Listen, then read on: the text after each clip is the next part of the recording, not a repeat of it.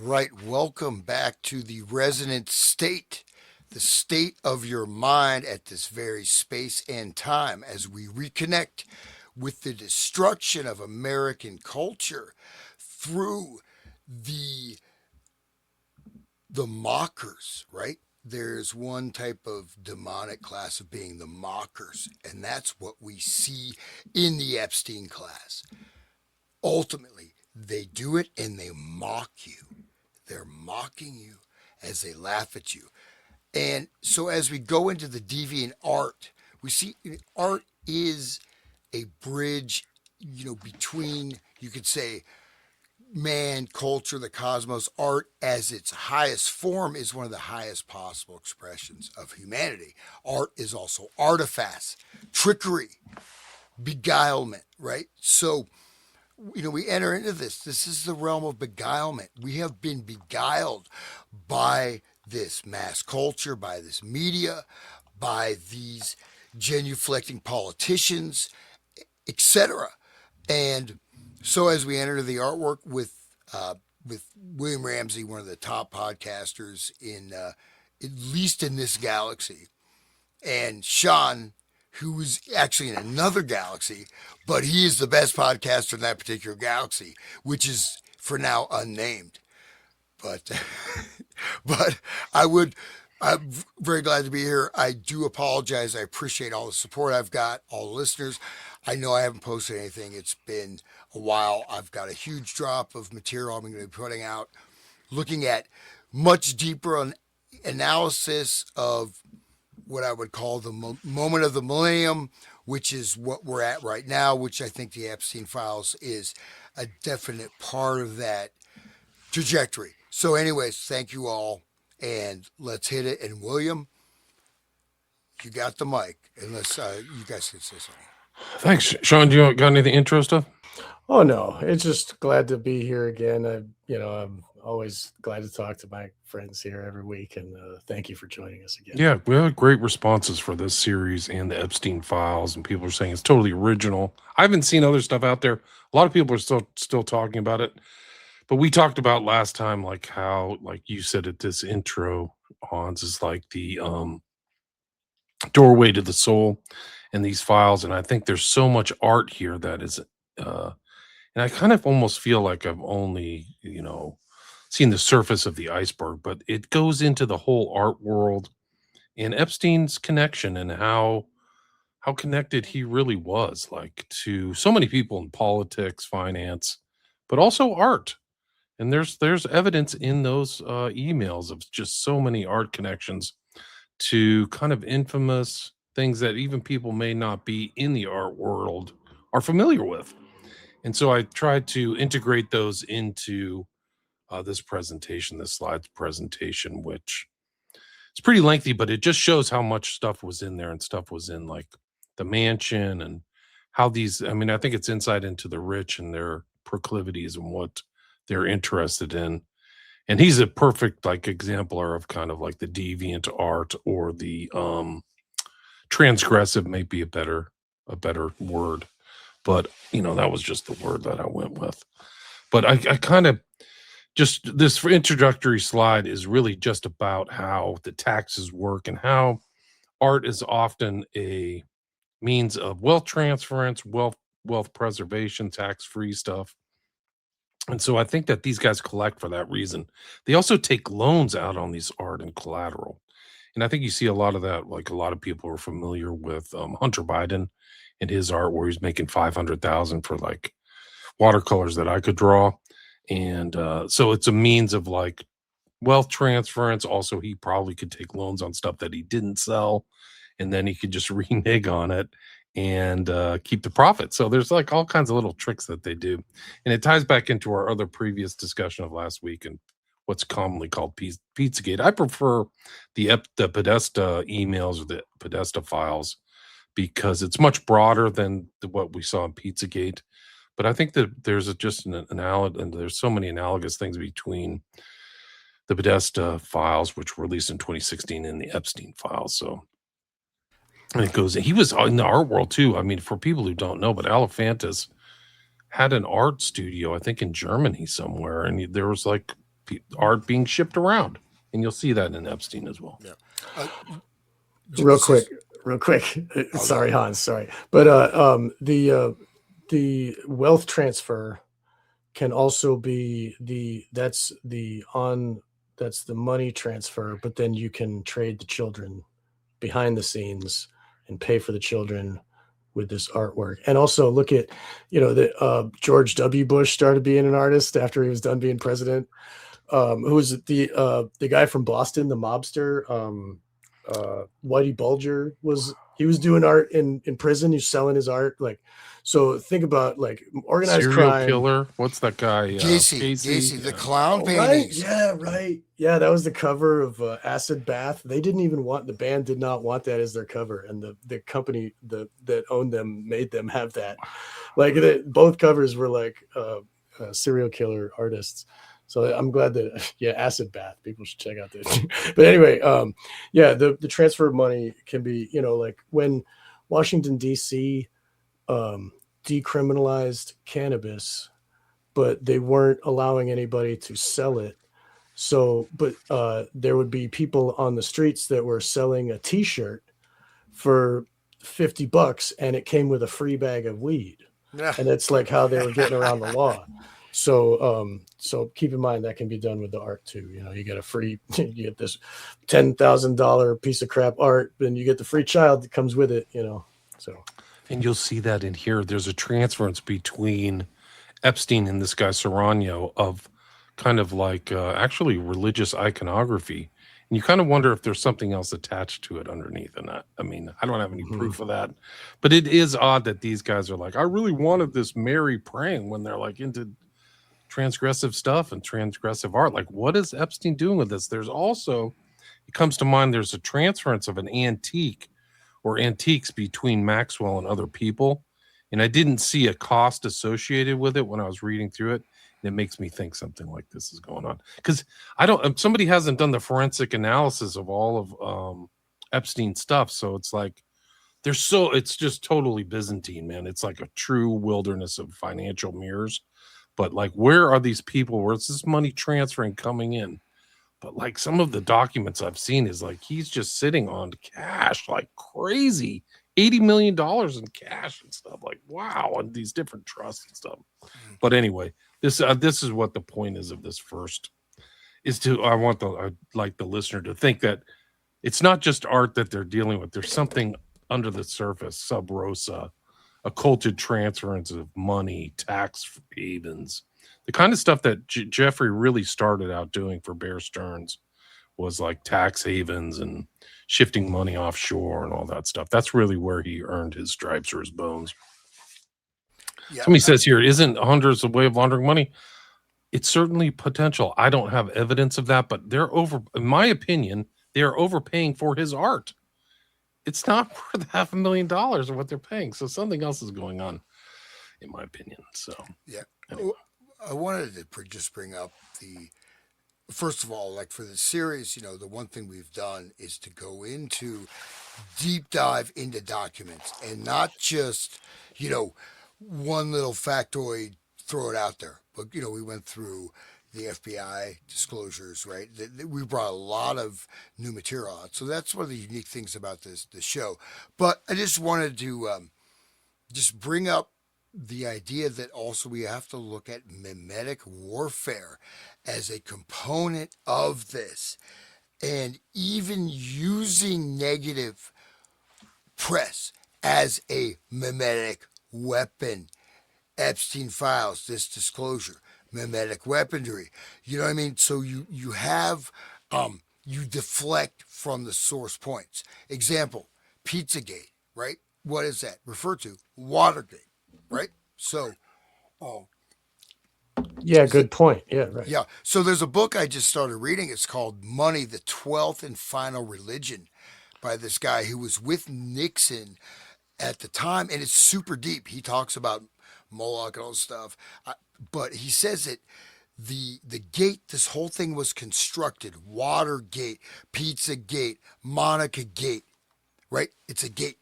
And then Pizzagate. So why is this? Who gave this that name?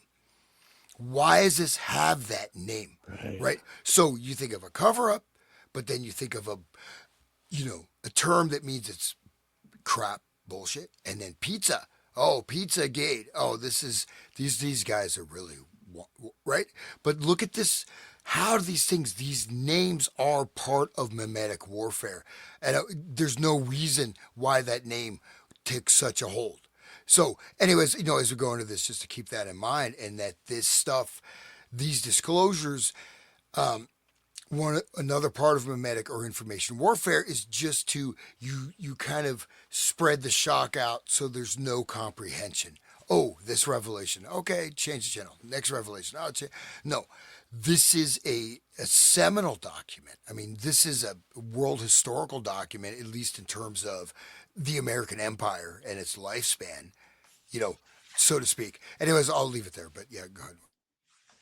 Oh, real quick, I learned I recorded with Fiona Barnett part 2 just the other day. I didn't put it out yet, but she mentioned that Alice, the actress there, Nicole Kidman, is connected to the art world of Australia. She's like in charge of the art of Australia. And even in the movie, she's like, I used to run an art gallery, but it went broke. And the guy's like, oh, I have some friends in the art game. Right. So I just want to bring up some Eyes Wide Shut in this conversation. Wow, that makes perfect sense because it ties in with the theme. One of our earliest shows on this was Eyes Wide Shut, and how much art is in the film. Right. It's almost like you're walking through an art gallery. Right. There's so much art in the background and heraldry, and we'll see this in here. Like they're not. I mean, I hope they're not referencing Eyes Wide Shut in their motifs, but it's like the same wood paneling and golden frames and all this stuff. Like, wow, like was somebody with Epstein, and I'm realizing that Epstein was in the common culture as a kind of archetype or like of the mystery wealthy guy. He was in 2 shows. He was in one of like the CSI shows referenced, and they basically they had a file that said Epstein. Right. But it was X-Files, wasn't it? Was it X-Files? Oh, yeah, and then the other one was okay. Sex and Gossip Girls. It was Gossip Girls, okay. which takes place on the Upper East Side of Manhattan, where the mansion was, the mansion from hell, on 71st Street. And they actually literally filmed in front of there. And they had a sequence of a guy who was like an Epstein figure. So they're like a cult, like it's almost an occult presentation where the insiders would know what's going on. And they were sent an email to Jeff, like, hey, this is what happened on Gossip. And you could see, I mean, I think it was his address was address 9 on 71st Street, and you could see the 9 from his front doorstep. And 9 is the most satanic number, according to Anton LaVey. Right. You're muted, Hans. You're muted, Hans. Okay, you're not unmuted. To go back to art, though. So just put it in the context of, you have, like, say, the pre-Raphaelite paintings. You have such an amazing flowering of thousands of years of painting tradition to reach a level of real mastery, right? At the same time, what comes in? Surrealism, Dada, splatter. These amazing artists are starving in the streets, dying of starvation, and people, selling a jar of piss are making millions, right? Literally. And then, of course, it's interesting you say that. We're going to see this today. Piss Christ. Yeah, Piss Christ is actually a good photograph, though. I'm sorry, guys, but okay. But I wanted to mention this. Cosmere, just talking about this international art scene. So these are things that cost millions of. I mean, Rolex is one thing, right? You're talking about. These are, so for example, Cosmere Malkovich, supremacist composition, a black painting of a black cube, $60 million for a painting of a black square. There's 4 versions that have been sold for $20 million each of a painting of a black square called supremacist composition. So that's just a factoid about the art world that, okay, here's a painting of a black square where I can paint a black square. I paint, but what I'm saying is that, like, there's not only the occultic aspect, but as you mentioned, the money laundering and the financial, but this high world, right? Where Like you have people are paying 50, 100, 250 million dollars for something that is, you know, either of questionable esoteric value. But so I think it's very interesting. It really is. I mean, it's also like an asset that can move around very easily, so it's tangible. There's all kinds of things having to do with art that are much different than stocks. It's move around, you can keep it somewhere.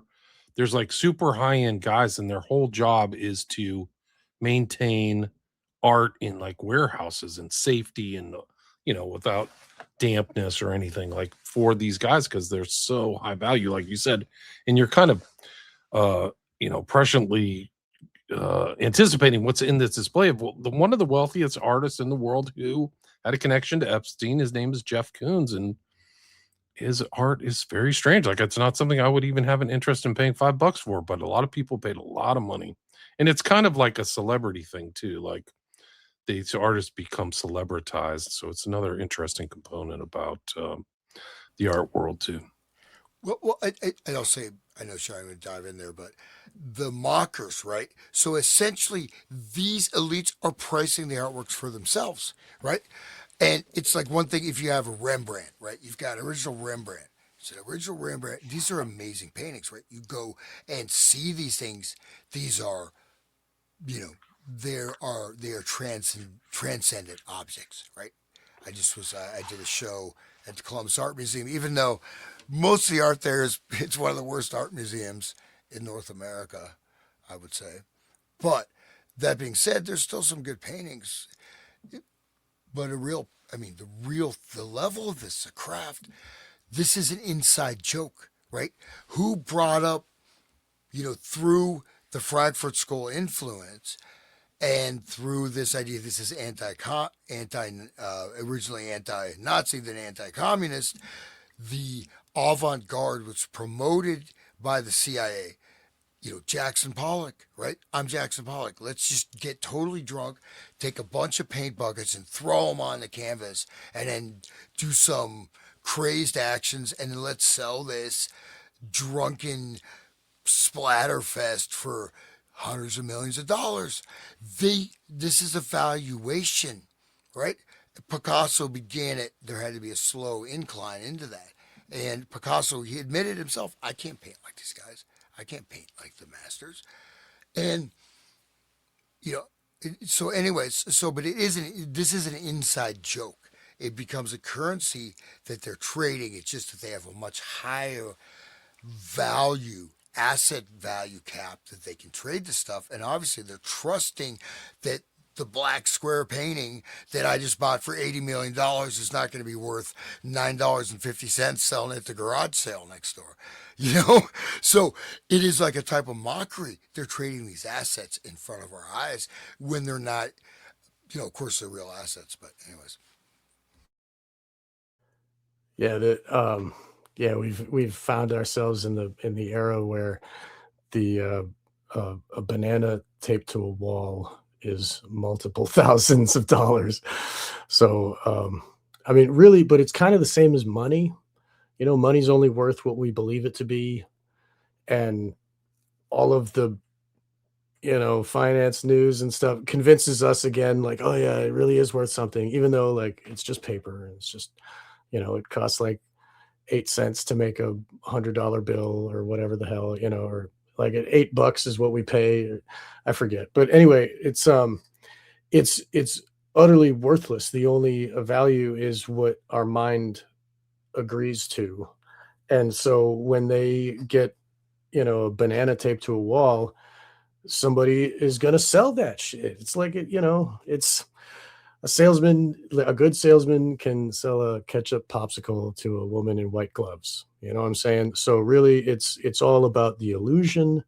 And I think that also another aspect of this is they like the dark shine, they like to rub our nose in it. And like you were saying before, Hans, about the mocking, it's like they can mock us and they can like apply all this money to it. And in that way, the money that they're applying is our slavery. It takes our slavery to create that money.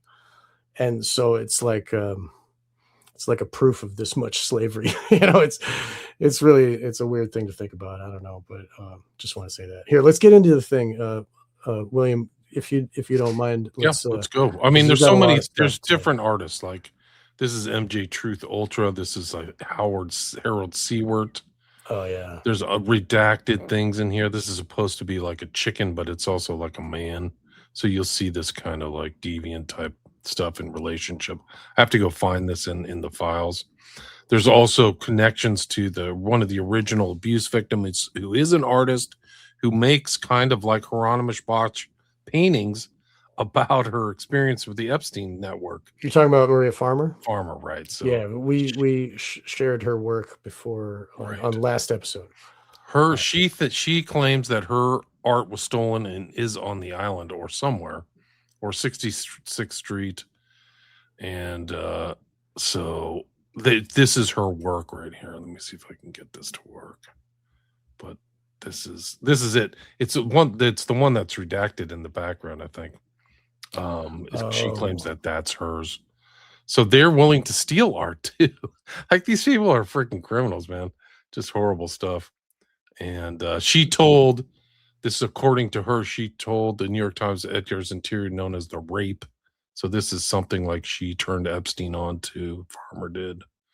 And the first series are kind of the sets that I all put together. The first ones are from the mansion. So this is 9th Street on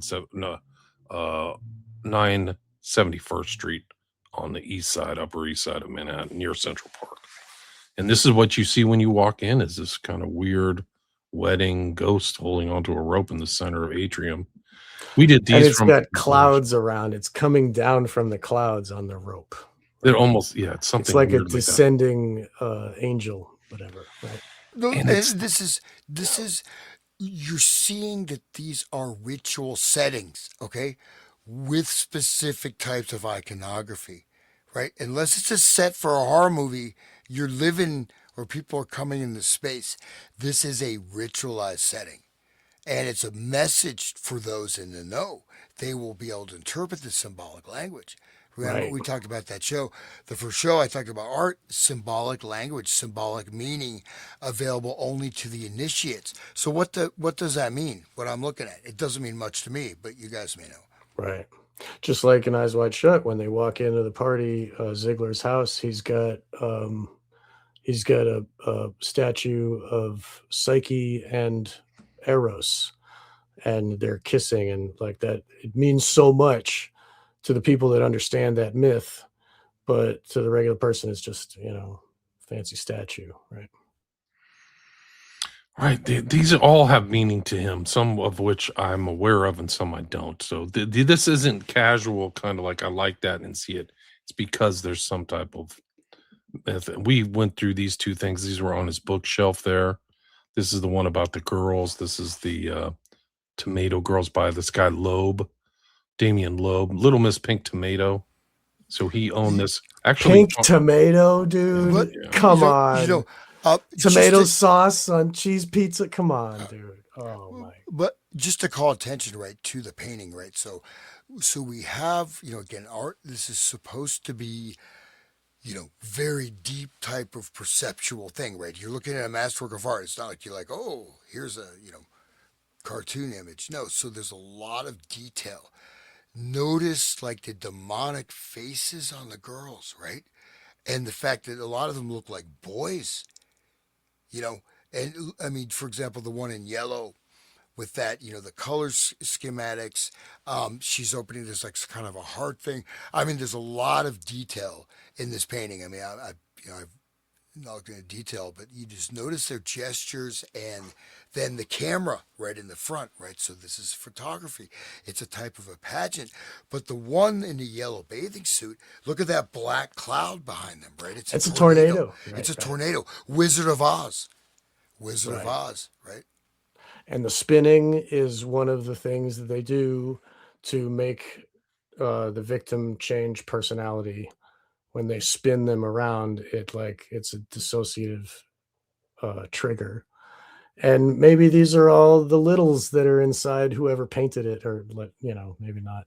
Well, maybe, but still, like the people that are multiples will have little children inside their head. The small versions of themselves that got broke off during all the abuses. So maybe that's related to that too. I mean, the spinning of the tornado. That's what Wizard of Oz, like that she was spun and then brought to another world. And so anyway, sorry, go ahead. No, notice their faces. They look like middle-aged women, right? They don't look like little kids. They look like they could be in their like the one in the white one. They could be in their 50s, late 40s, Right. hard 30s. So you see that like the adult head on the child body. So it could be either the head of the programmer or the head of the multiple. Who knows? Right. They're on display. There's lights on the stage. They're putting up for display. It's not even a suggestion. That's what's happening. So Right. that's what those lights are in front of them. So it's very odd in a lot of different ways. This guy, Damien Loeb, is close friends with artist Moby. But this is sold for 50,000. So like I wouldn't buy it, but that's what they said.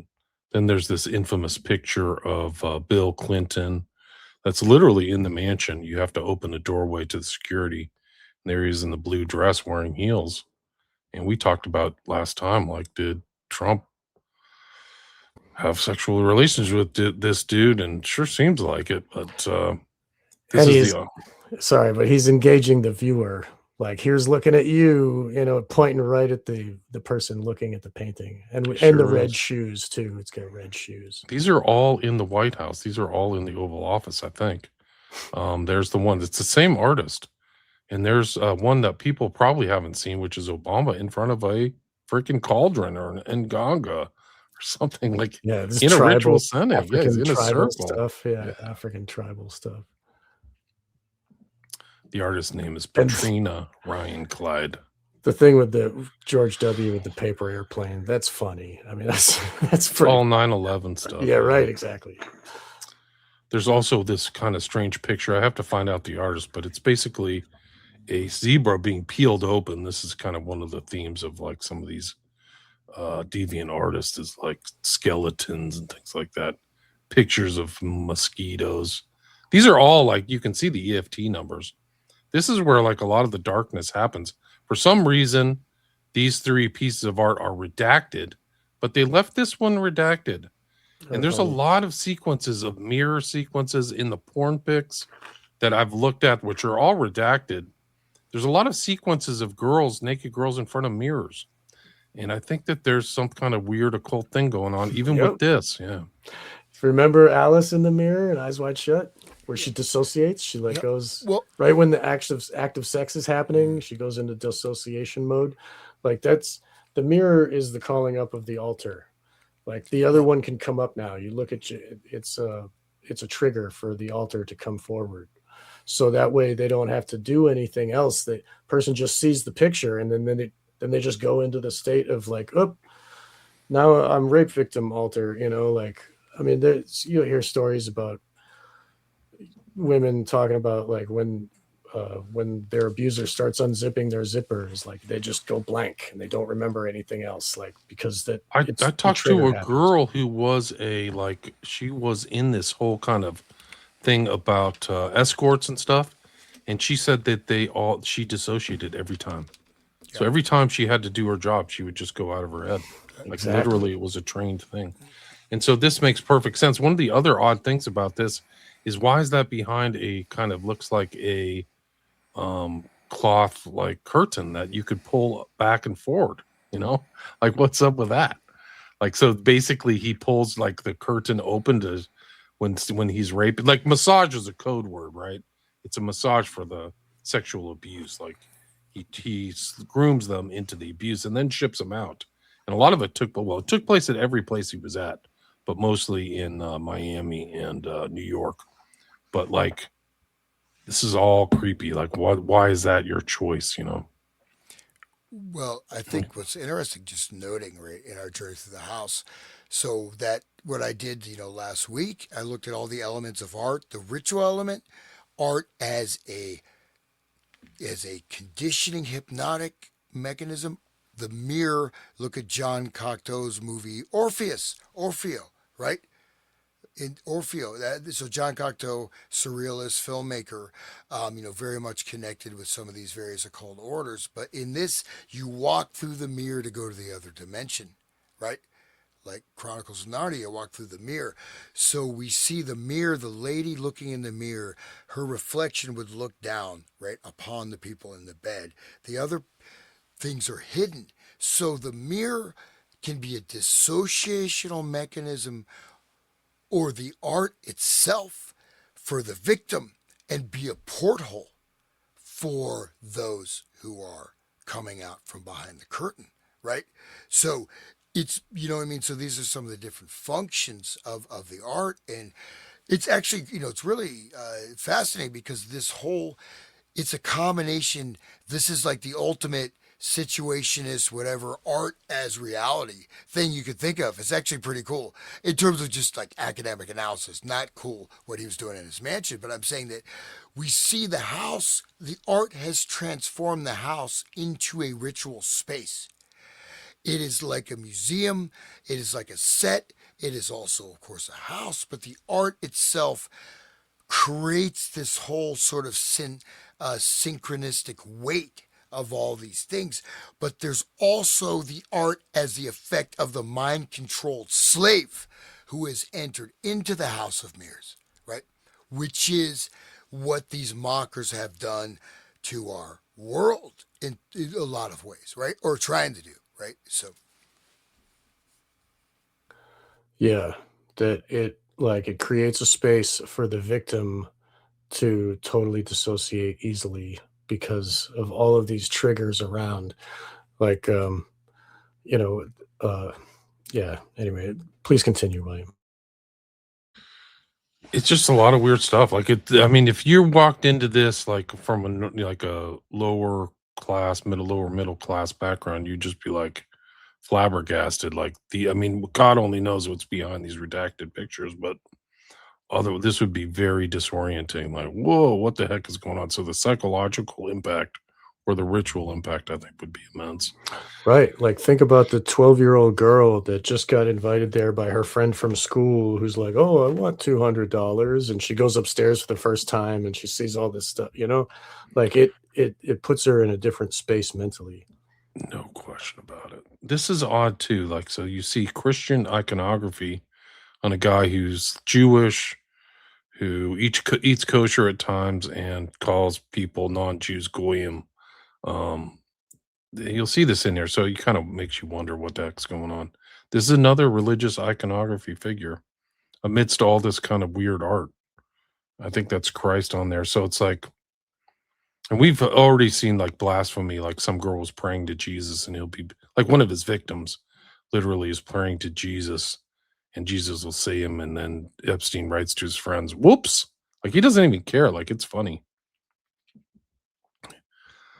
This ballerina theme is from one of his bathrooms, and I've realized that that's one of his components of trafficking. Is he was definitely trafficking girls from ballerina schools and things like that. And there was actually 2 or 3 days ago, Friday or Thursday, when King Charles the Grim Reaper was Charles III was in town, and this weird fanfare that was taking place with him and Trump. There was also a meeting of victims, and there's just one girl whose name was Bensky, but she was from ballerina. She's groomed out of these ballerina schools. And I didn't make that connection. I saw it now, this kind of weird art of a ballerina doing it. That was one of his kinks, is this kind of ballerina thing, but there's other.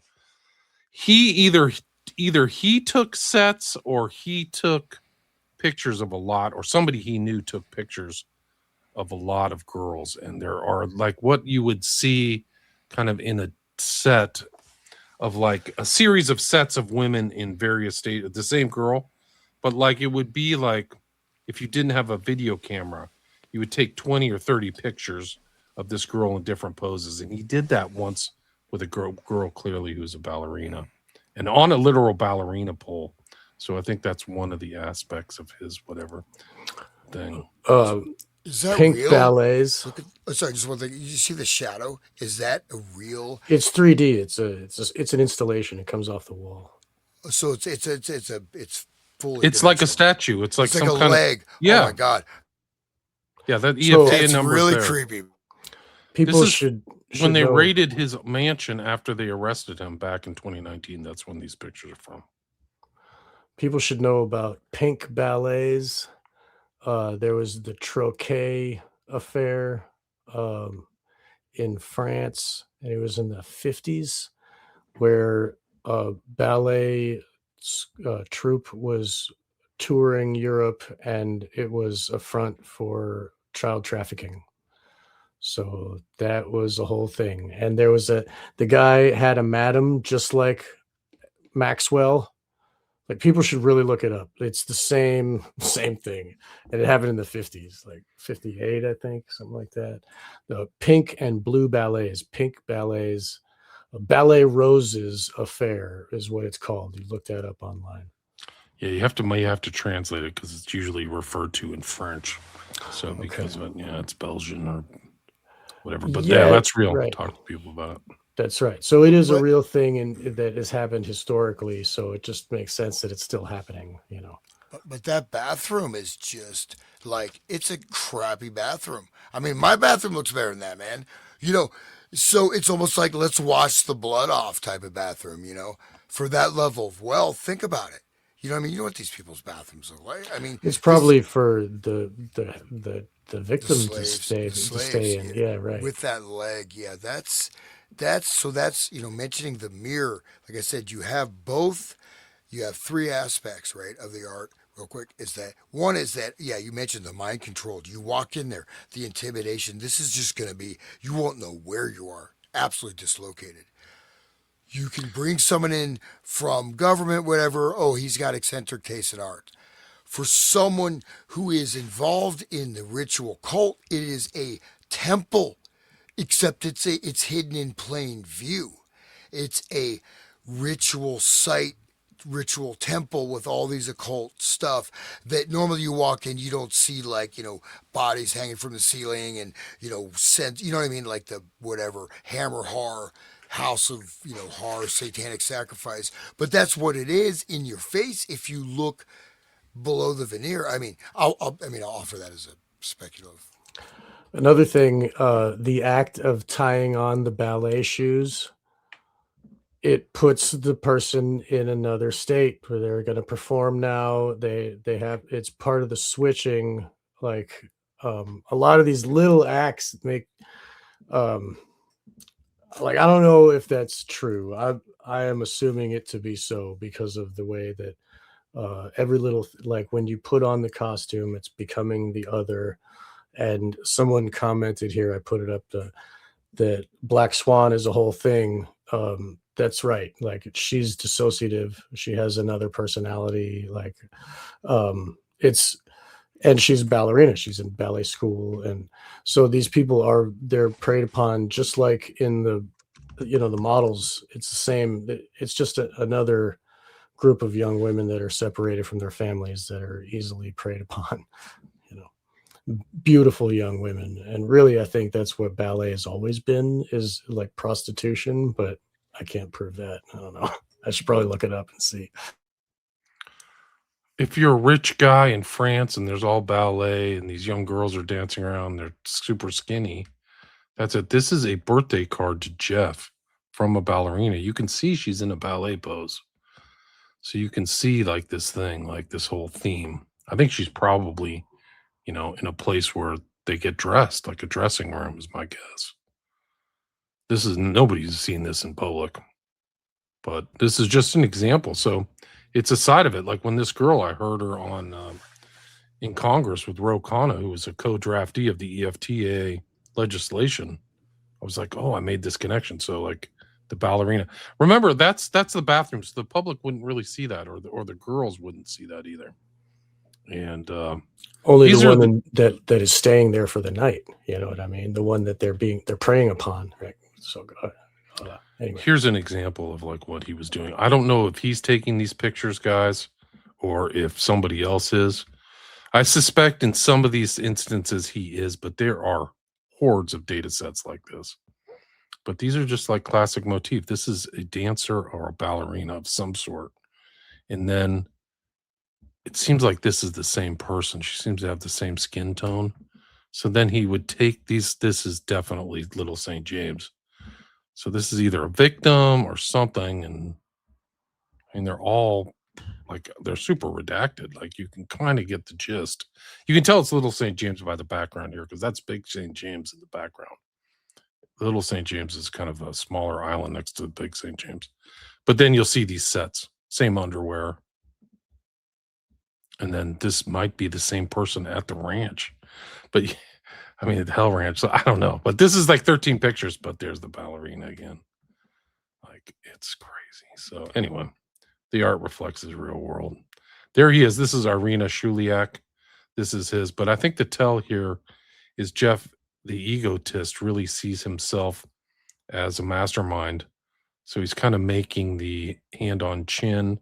And then Shuliak is his little, side piece who's admiring him, right? Your face is facing them. They're not independent at all. So I think that's it. As a lifelong bachelor, we don't know how many kids he has or whatever through Cryobank. I'm not aware of that yet, but there's no evidence he ever got married or had anything. This is kind of like the ornate stuff. That's royalty in the background of some king or queen with a baby. So this is kind of eyes wide shut stuff. This is definitely this is a picture from the mansion. Another picture in the bathroom of like a naked person that's redacted. A pair of women's breasts from another slide. That was his thing. And I can bring up his statuary. Like, he would keep statues of this. Like, it's weird. It's almost like a Jeffrey Dahmer-ish, where he had, what's the thing where you put clothes on it? It's a, what's the word for that? Like a mannequin. Yeah. He had like mannequins of female anatomy. Is that a photographer is that somebody? I don't know. Maybe it's a famous nude photographer. I don't know. Okay. I mean, it's a good image. They did really good lighting on the boobs there. Whatever. I mean, but anyway. Yeah, this is like art. This is like art photography, art erotic stuff or whatever. Right. Yeah, it's high art. Right? He had a lot of porn, and it's hard to go through the video stuff. But the one thing they didn't redact is he was into this one style of porn called Met art, which is kind of like a higher end. It's not Hustler or something, which is like super vulgar, but Met art is like, I don't know, tasteful porn or something, I guess you could call it. But like, they got like real Playboy as opposed to Hustler, right? The Playboy version. Something. You can look up Met art. I can try to bring it up, but I'll probably get censored off of YouTube, like last show. Pictures of Little St. James in the mansion. So like, he's referencing his island. That shows that there's a direct correlation and tie. This is one of the old Greek gods, as I'm told, in the background up on the wall. He looks like a Jewish rabbi to me, but this room is weird, and the way they did the wallpaper is strange to me. The pattern on the chairs, the leopard skin, that's like sex kitten stuff. The beta sex kitten women wear that stuff. And also the leopards is what Inanna had leopards. And you see the same thing in Eyes Wide Shut as Jeff. You see these depictions of tigers. So the tiger pattern too is there.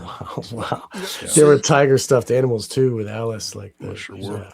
But you have people being placed in these highly traumatic dissociative states, going through all these stages of induction, where you go and you're modeling, every dream's coming true, you're going to be a superstar, and then, goes from here to here, and I won't, go through a depiction of that verbally, but this has that same aspect of a highly ritualized space with a very clinical atmosphere, right?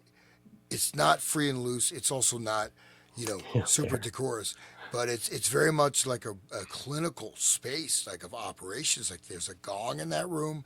It looks like a training room, right? And think about people that are really starting to get really messed with in their brains in a house like that as a prisoner. Man, that's going to be deep, right? So it's, The There she gong. is with the tiger, and this is kind of she's insinuated that she's trafficked, like she's a prostitute, but I mean they're all a prostitute is somebody's being trafficked. So Right. And she had a book on her shelf that was about being a prostitute for rich elite people that are in an occult order. there you Like, go. and her name is Domino, which is the name of the masks that they wear at the party. They're domino masks. There's a whole lot, and the roses on her bed and the whole red, purple. There's a lot going on with her. Yeah. Nothing to chance there with good old Kubrick. So Right. Right. Yeah. He's probably been in these places and seen them back in the 50s before Jeffrey bought them. Like he it probably seen. must have been his relationship with the guys who were the studio heads, which he hated. He didn't seem to like them. He was always in competition with them. He must have been around them in their leisure time. This is another one of his massage rooms. What's weird about this is this picture is usually redacted. For some reason, they didn't redact this one. And it is like of a woman kind of like in a state of like either drugged out or dead or something. So it's not, I don't think it's that appealing. It's the way it's hung. She's upside down and stuff. So Yeah, she looks like she's been through some tragedy, Or she's been disemboweled, and she's like, I just watched the movie Solo, recently. So Solo, this is like not Solo. I'm sorry. Oh my God, We watched that. Not- We had not to watch Solo. it. I know you do. I know. I just had the Dario Argento movie about the dance school. Oh, Suspiria. Suspiria. Suspiria. Right. That's ballet too. That is ballet. This really reminds me. That's why I was bringing up the ritual stuff, because Suspiria is exactly like this. Yep. Even with the art, you look at the teachers' offices. Very much. Suspiria is very similar to the stuff I'm seeing, except they have this underground these secret chambers underground. I don't know if those are there. We'll find out about them. But I mean, it's weird that I'm this sure art under imitates Zorro life. Ranch has underground chamber. Go ahead. Sorry. There's no question that Zorro has underground. It's not arguable. And in the some of the files that I showed recently on social media and Patreon, they said the same thing about Little St. James. Like the blueprints for the place said underground things, which you'd never know from a topical observation. Like, whoa, they really have something underground there. This is like their coded words, but like even this picture's coded with the like tiger and the tiger pigs or whatever that he's gonna eat. Like, whoa, what's going on? Anyway, What? I have to figure out this artist. I don't know who this is. This is another weird one. If you look at the centerpiece there, it's like some kind of head that's been like it's like a malformed, misshapen head on like one of the center things. Looks almost like that scientist that doesn't speak. What's his name? He was in the files too. The guy in the wheelchair, Hawking. It almost looks like Hawking's face, like all kind of. This is an interesting one. We'll get into this in detail. This is called Coming of Age. And it's so strange how they redact certain stuff, because they redacted the faces of these people. Are they victims, or is he drawing something like this? But I'll show this in greater detail. What they didn't show is that the little kid has a chubby. Like they didn't redact that. Jeez. Like, okay, whatever. Chubby. That's fine. I haven't heard that in a long time. Oh, I can probably use more vivid terms. No, we're on YouTube. You're doing fine. Here's another one. This is naked girls on inner tubes. I don't know. I have to find out some of these artists who are in here. Zorro Ranch. This is this isn't art, but this was something that they found on his chalkboard. But it like refers to power and deception, and somebody's taken this apart. POE, purity of essence, right? Yeah. Yeah, political plants. No, I was just from Molly, meth, or something. I was just saying from the Kubrick movie there with like the Ripper, the guy, the code for the nuclear like POE. It was like all scribbles and all like in his notebook. Anyway, sorry. More kind of leg focused, like he had these girls in frames and stuff. I need to look into this other guy. This guy was associated with Brunel, but his name was, He had a girl named Helen Hogberg, but his name was, this is Patricia Chibran from France. This is like something that shows up in my stuff. But his name was David Hamilton. He had his own scandal, his own pedo scandal associated with Brunel. And this is a list of a lot of the people who he had in his stuff. Alvarez, coming of age. Petrini, we mentioned. Loeb, we mentioned. There's a femme fatale. Girl reclining on a lion. So French erotic stuff was in there. Anybody want to take a guess who this guy is? That is Auguste Rodin. So that's the guy from the statuary. His most famous one is The Thinker. But this is interesting. Anybody feel like reading this? I got it. It's fine. This is to Jeffrey. Sent the subject, Musée Rodin, Gates of Hell. I spoke to a gentleman today from the Museum Rodin regarding the Gates of Hell. The museum really wants its pieces to be exhibited publicly. So if purchased, placed in a museum for all to see. If a piece is purchased for private use, it becomes complicated. The man wanted to know if you had anything to do with the person in Geneva who was also recently asked for the price, has interest in the Gates of Hell.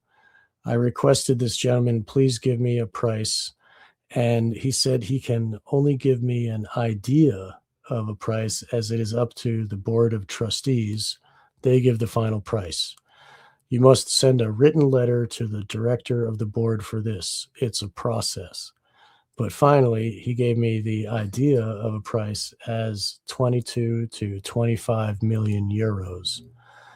The man said he had received my email as well and would respond back with a synopsis of this information.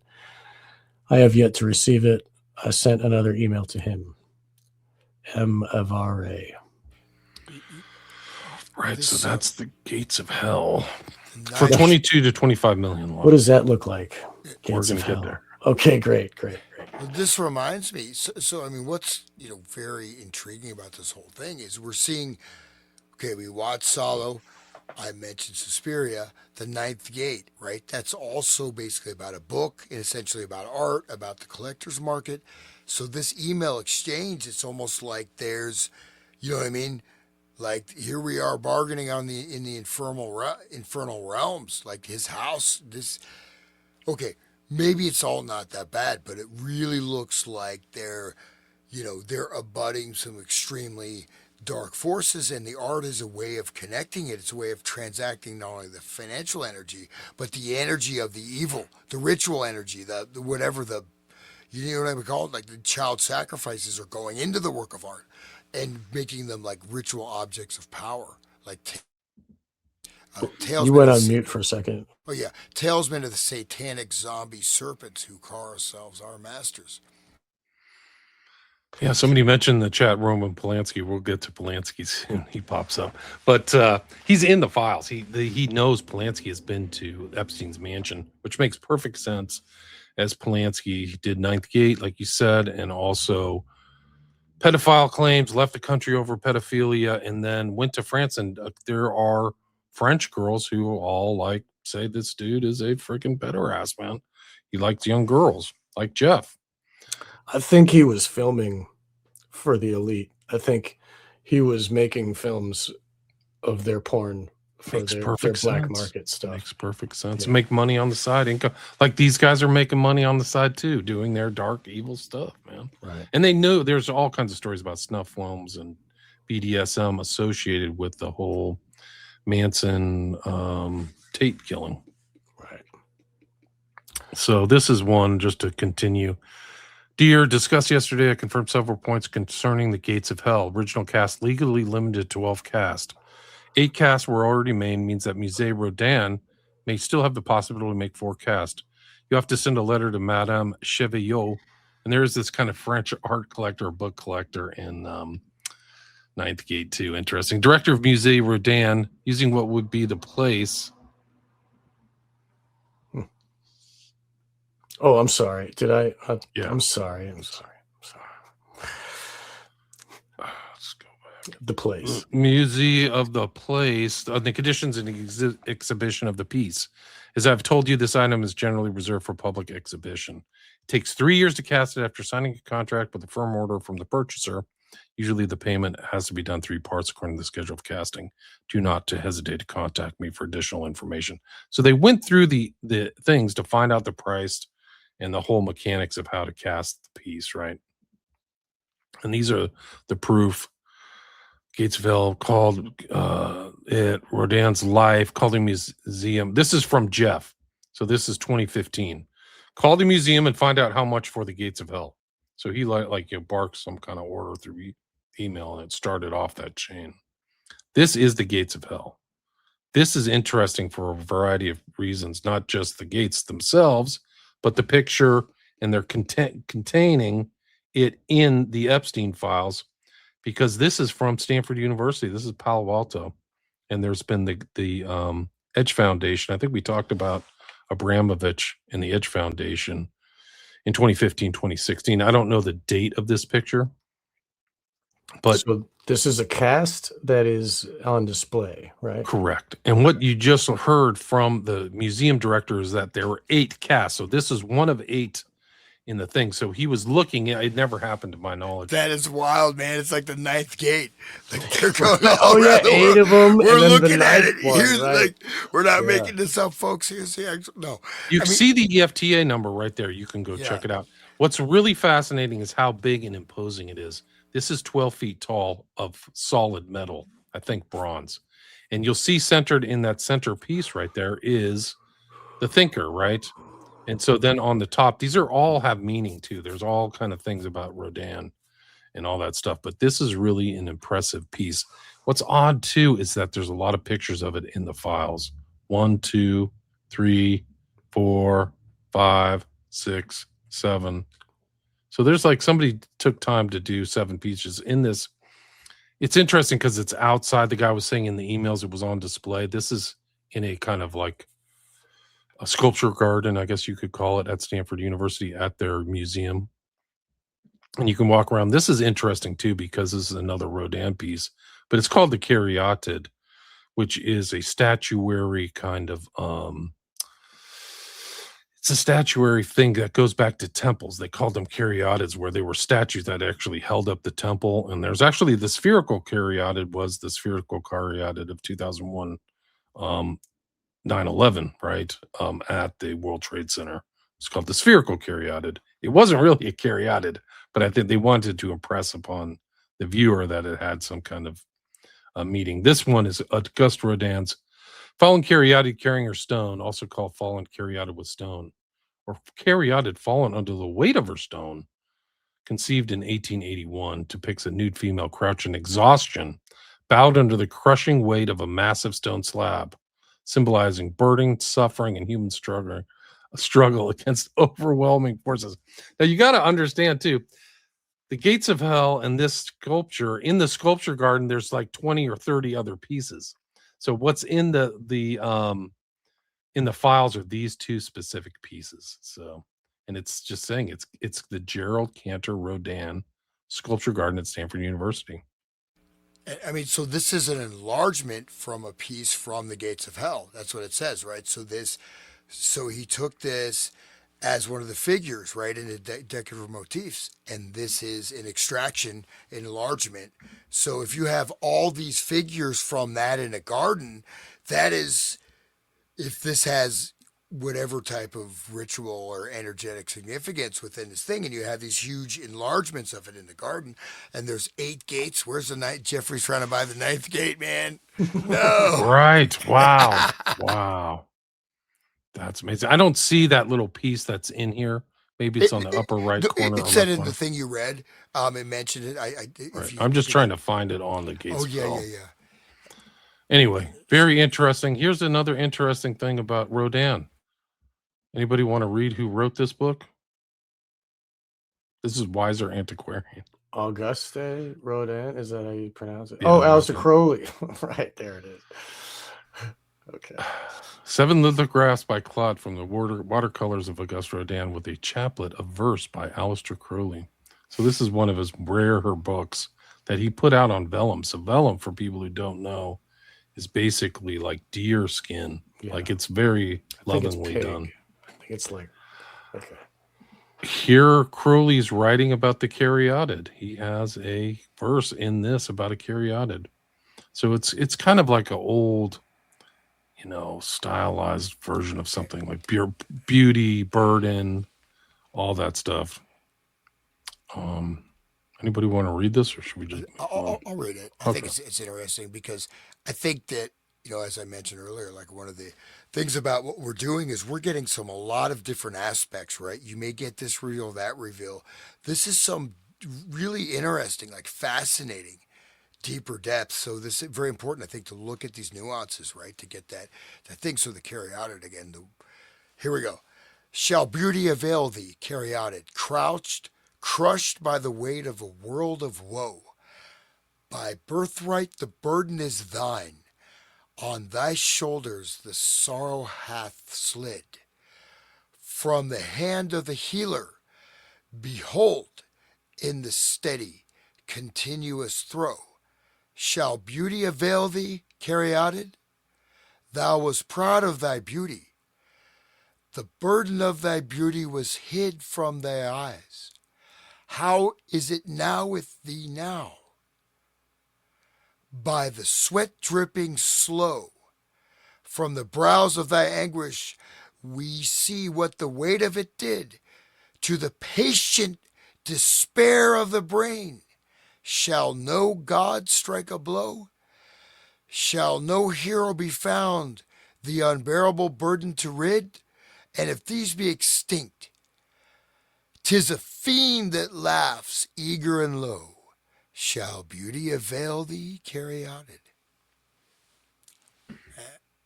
Wow. I'll just re-emphasize, those are the only 2 pictures that are in there of Rodin's sculptures in the sculpture garden, is the caryatid and the gates of hell.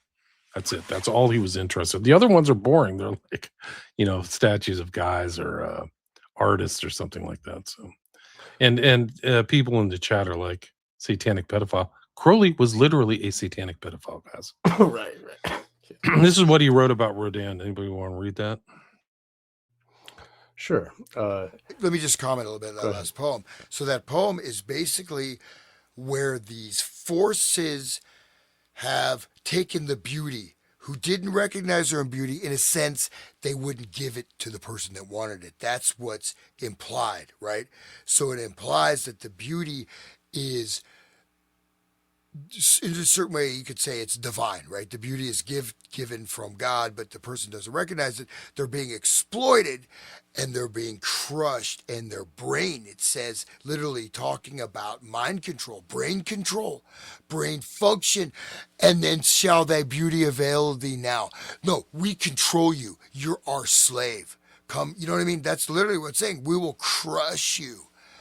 And we will take that divine beauty that exists in your soul and your physical whatever, and even that won't help you. And the fiend, right? So this is that. It's straight up Epstein, man, stuff. He's actually at least a decent poet. I did not know that Crowley was at least.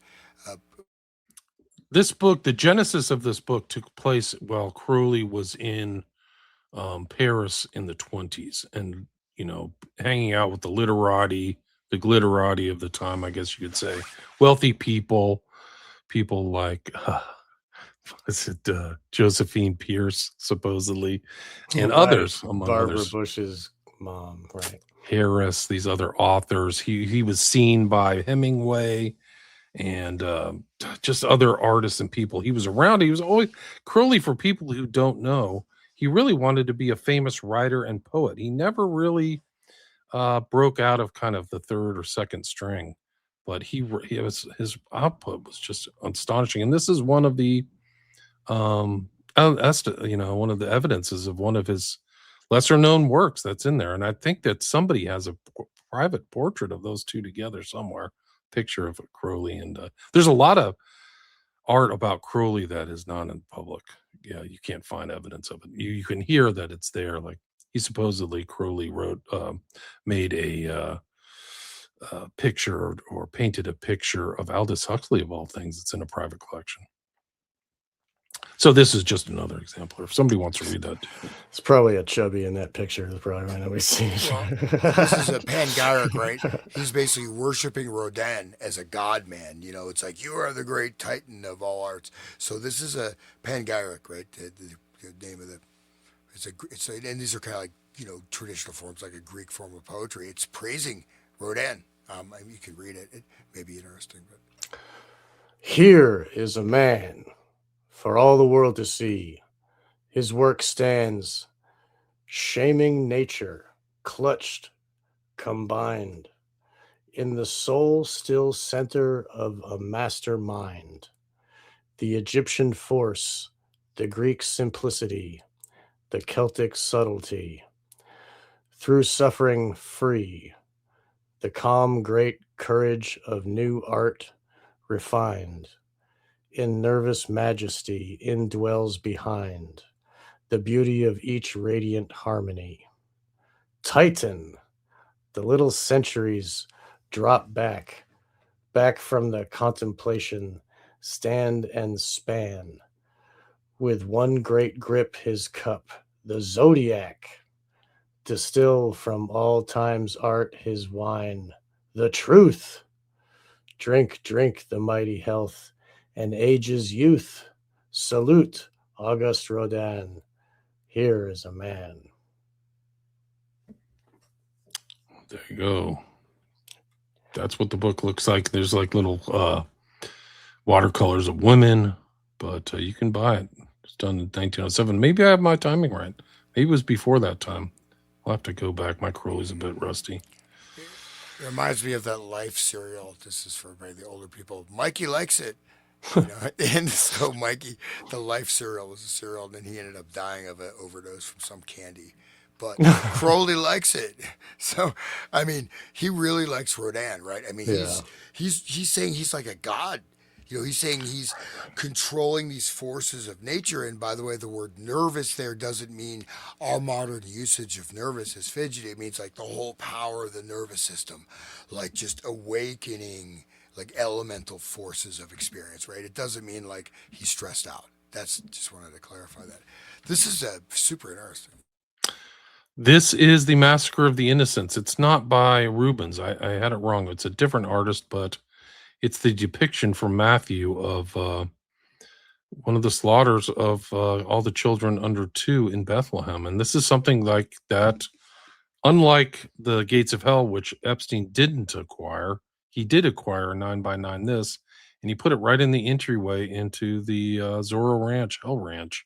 So, like, imagine walking into this and knowing what it is. Like, maybe somebody outside of Zorro Ranch didn't know, but this is literally about slaughtering like children in reference to Christianity.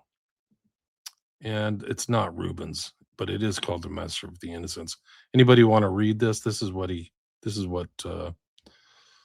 the sequence of what references this art. I'll take it. The Magi visit the Messiah.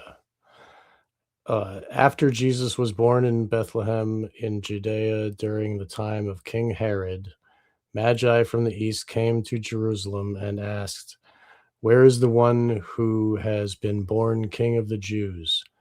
We saw his star when it rose and have come to worship him." When King Herod heard this, he was disturbed, and all Jerusalem with him. When he had called together all the people's chief priests and teachers of the law, and asked them where the Messiah was to be born. "In Bethlehem in Judea," they replied, "for this is what the prophet has written. But you, Bethlehem, in the land of Judah, are by no means least among the rulers of Judah. For out of you will come a ruler who will shepherd my people Israel." Then Herod called the Magi secretly and found out from them the exact time the star had appeared. He sent them to Bethlehem and said, Go and search carefully for the child. As soon as you find him, report to me so that I too may go and worship him." After they had heard the king, they went on their way, and the star they had seen when it rose went ahead of them until it stopped over the place where the child was. When they saw the star, they were overjoyed. On coming to the house, they saw the child with his mother Mary, and they bowed down and worshipped him. Then they opened their treasures and presented him with gifts of gold, frankincense, and myrrh. And having been warned in a dream not to go back to Herod, they returned to their country by another route. When they had gone, the angel of the Lord appeared to Joseph in a dream. "Get up," he said, "take the child and his mother and escape to Egypt. Stay there until I tell you, for Herod is going to search for the child to kill him." So he got up, took the child and his mother during the night, and left for Egypt, where he stayed until the death of Herod. And so was fulfilled that the Lord had said through the prophet, "Out of Egypt I called my son." When Herod realized that he had been outwitted by the Magi, he was furious, and he gave orders to kill all the boys in Bethlehem and its vicinity who were 2 years old and under, in accordance with the time he had learned from the Magi. Then what was said through the prophet Jeremiah was fulfilled. A voice is heard in Ramah, weeping and great mourning, Rachel weeping for her children, and refusing to be comforted because they are no more. That's what this picture depicts, is that slaughter of the innocents. That's what he wanted. That's what Epstein wanted. The murder of the innocents. That's by Rubens. That's Mother Mary. What he does to those women is like, those women are no longer little girls. You know what I mean? They go to his house at 12 years old and they come out changed. It's kind of, in a way, slaughtering their innocence. I agree, 100%. Hi, Rich. This is Sarah Kay. This is the person who worked under Epstein who never got indicted or anything. Jeffrey's asking if you can FedEx the painting you made of the Massacre of the Innocents to the ranch. It's the large 9x9 canvas that we had rolled out for him to see in the entryway where they are killing babies. She literally is saying that. He wants to use it on the ranch and is hoping you could FedEx it to arrive by Wednesday. Thanks, Sarah. Send the killing babies picture. So people can remember back to our earlier Epstein episodes where there were sonograms and there were mothers or victims that were, trying to cover their eyes, but they looked between their fingers and saw them take the baby away. "What did you do with the baby, Maxwell?" And then she has to look at that painting. There's more and more recent stories coming out of Zorro. That's what they were doing. There's an reference to an incinerator, underground things. There is another girl who said that it happened. Her name was, there's so many new women like I haven't seen before, but I think they had the courage to come forward. But there's one girl who was on 60 Minutes Australia, and she validated this thing that I did this story about Blue Butterfly, which is another girl who said that she was operated on at the ranch. Right. And we did, just to follow up, we did one on the code words. One of the earlier shows we did after the Epstein files dropped in January 30th is I had these guys, both Sean and Hans, read something about the animals there. And they're like, yeah, Jeff doesn't care. Kill them. But keep the chickens for the eggs and the horses to ride. And then in the context of like more information that comes out about this kind of baby infant trafficking or whatever the heck they're doing, whether they're sacrificing to Baal or whatever, that chicken with the eggs makes a lot of difference. And then I'm looking through the like video sets of these things of the animals. There's no chickens. I can't find any chickens. Like that's the whole the whole thing is like, well, where is the evidence of this being there? And there's just not any evidence. So let's see. This is another one regarding the Massacre of the Innocents. This is 2010. Please see below. Would you like to proceed? Please do so. Furniture should be delivering. That's from Jeff. So Jeff is talking to Sarah about Massacre of the Innocents. So that's a direct tie between him and like requesting this painting. That's a different one. I already read the FedEx one. This is Andres Serrano. Anybody know this guy? We're moving on from Massacre of the Innocents. That's what's her she had a TV show for a while. What's her name? She had Epstein's rant. God, I can't talk for some reason. Jeez. Ellen DeGenerate. There we go. That's who that is. She knows him? No, I'm just saying I think that's what it is, right? Isn't that? Oh no, that's Andy Dick, right? No, that's Andres Serrano. Okay. Andres Serrano. I'm just making a joke. Okay. Sorry, that's right. This is he's done the artwork for this Metallica and also this other one, Reload. So Load and Reload. This is Blood and Urine. So I would say is transgressive or deviant art. And then Piss Christ. That's what he did. This is the one you like the artwork, the photography for. Yeah, the lighting is really, if you don't know, it's piss. It's the problem is you put it in the name. But really, the lighting is really good. And if you actually know about Christian, like esoteric Christianity, there's a lot of mushroom, fly agaric mushroom stuff, and people would drink their urine to get more high from the mushroom. And I wonder if that was related to, that's why, because Hans's old friend, Jan Irvin, did a thing about that a long time ago, about how there's a lot of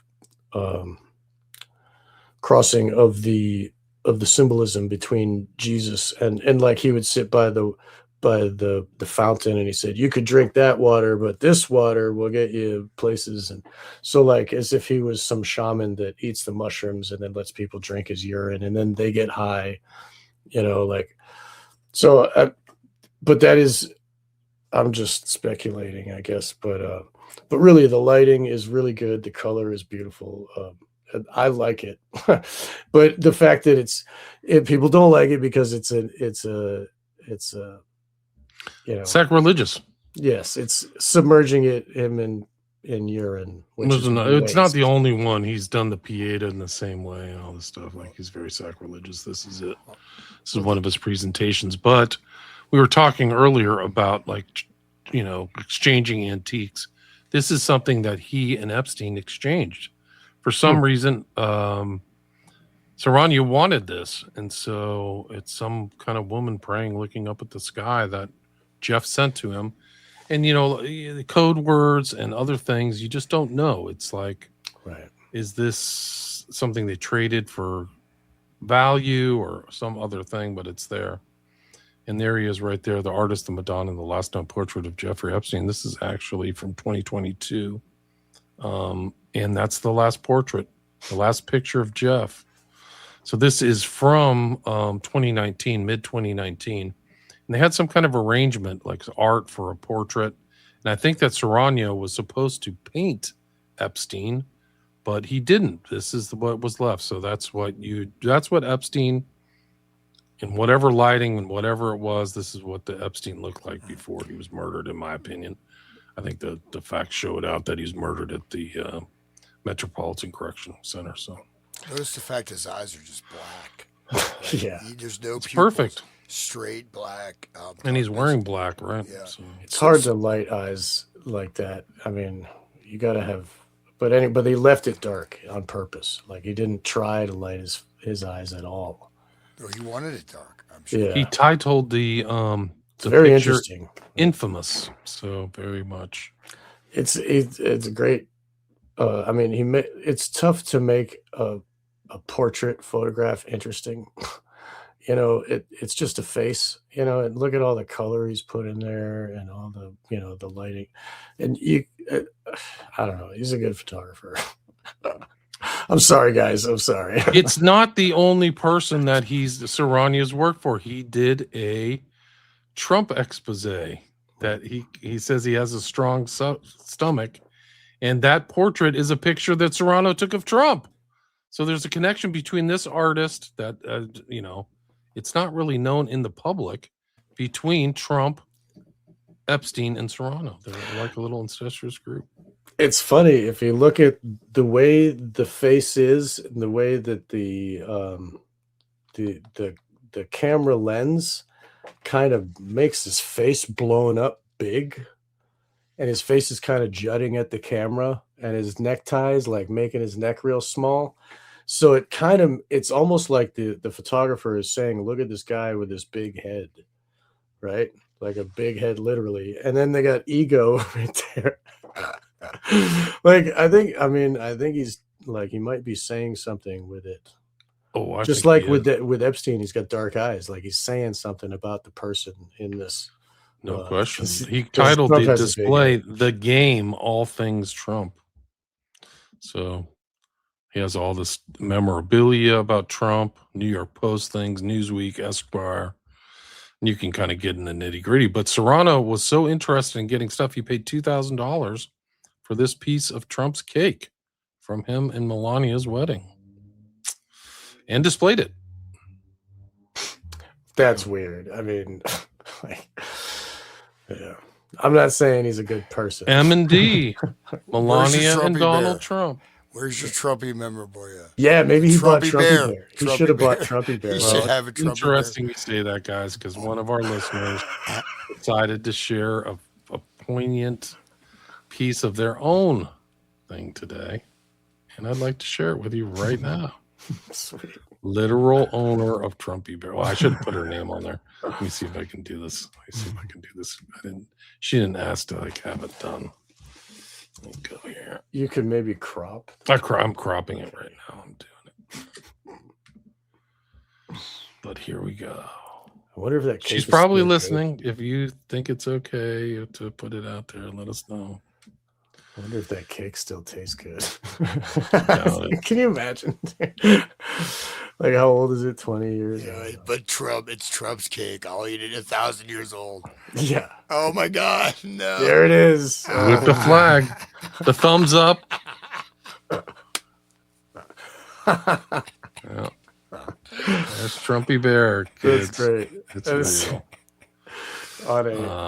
On a Japanese. So anybody has another Trumpy Bear, please take a picture of it and send it in. Email.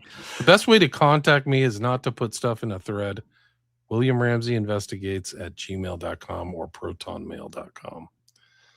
So anyway, the direct connections between Serrano and both Epstein, and this is a picture Serrano took. Look at his big What does head. he call it? He calls it Donald Trump 2004.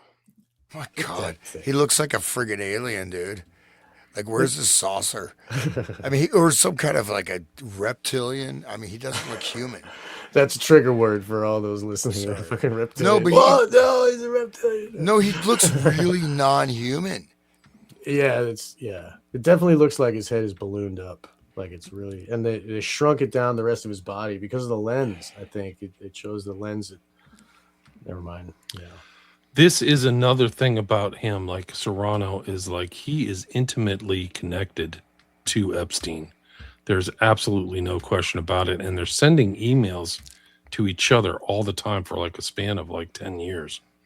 And it's really something else to just see their back and forth, because Serrano's asking, come down to the studio, come see my stuff. I'm doing a show called like Sacred Shadows, Sacramento. He did one called Torture, about torture in Ireland.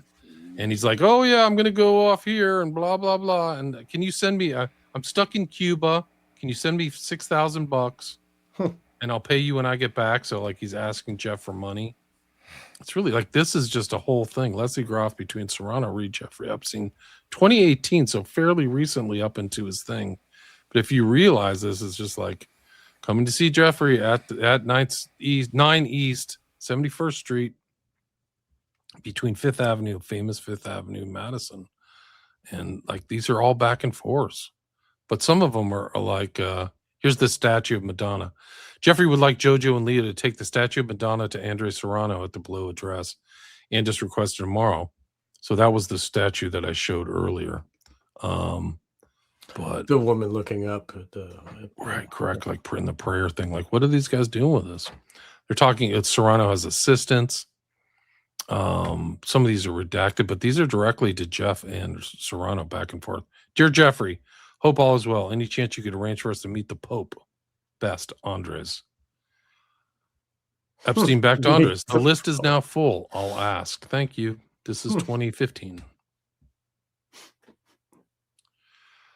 Jeffrey to Andres. I saw your photos this evening at the Grand Palais Paris. Nice. So he's sending that Serrano. Like, these are all like incredible. Like, just like I sent you. I want to send you 3 of my books today. Is there anybody at the house to receive them? So he's sending it over. Dear Jeffrey, thank you for a most enjoyable time and house tour. I'm thinking of your monumental staircase and something of mine that would make sense and look spectacular. I'm sending you 6 signature pieces. These are Serrano classics, all bodily fluids. 2 of these, Semen and Blood and the Piss Picture, were used by Metallica as album covers for Load and Reload because Metallica admired them so much. I suggest we pick 3 of the following images and make a unique installation on the 3 walls, filling each wall completely. Not only will they look amazing, you'll have something worthy of a museum. All the best, Andres, 2012. So those pictures we saw of that girl hanging at the center, it sounds like he was going to put some art in there. Maybe he did. I don't know. Those pictures were contemporary with the arrest of Jeff, so I'd say no. And then he includes it, so of course the attachments are not attached. 2 at your house. I want to see your house. What time tomorrow? There's other things here. I'm leaving for Cuba. Any word on Raul? Raul is Fidel Castro's brother. Right. So he's trying to see Raul Castro. Yeah. He was the leader for a while. He's with Mr. Black. Thank you for Mr. Black. I've given a thought to what to do to your dining room. I propose the following 6 portraits for the room. Each print will measure approximately 65 to 65 inches with a frame. I offer you the pieces, including production, for $100,000. That is 50%. He's giving a bargain, by the way. This is 50% less than the gallery price. I think it will look amazing and provocative. I also may want to change the color room. So, like, he's decorating Epstein stuff. So he's not even. These are close. There they are. They're all redacted, but it's just like these guys are back and forth all the time. Here he is, Serrano. God, he trusted. I think he liked this old religious iconography. It's weird. There's the piss Christ. Happy New Year to Jeff. That's 2013. Jeff, and this is from, you can see the EFTA number at the bottom right. So Andres sent him a Happy New Year card. Decide on the images. I don't know if any of this ever came to, fruition. And if you remember, this was all in the news. This whole Piss Christ thing was all over the Catholic League, and the guy got tons of free advertising. Hi, Jeffrey. I'll be having an opening this Thursday. If you're in town, a Catholic League will be there protesting! ! So Jeff doesn't say anything bad. He's like, I'll be in the Caribbean. See you when I return. There was a comment, I put it on the screen earlier. I've looked through hundreds of Serrano's work. It's actually much darker. Lots of dead bodies and torture. Wow. Well, I'm not surprised. Thank you, you favorite uncle. I mean, I could do a whole show on Serrano, but he has a very close relationship to Epstein. Like, there's no question. All I've ever known is that picture. I didn't even know who made the picture. I knew it was a big, controversy of Piss Christ, because they talked about it in photography school. There's many back and forth, 500 emails, but the emails are so haphazard and there's duplicates, so you kind of have to. But it just shows their relationship is very deeply good friends. He's asking him to borrow money, so that's kind of the giveaway. The next one is this guy, David Ross. He resigns after Epstein files reveal ties that said he wrote to him, "I'm still proud to call you a friend." This is after his arrest. And this guy has been canned. Got canned by, I think, the MOMA. This is a huge museum of modern art. He was the former director in 2009. But like their relationship's interesting.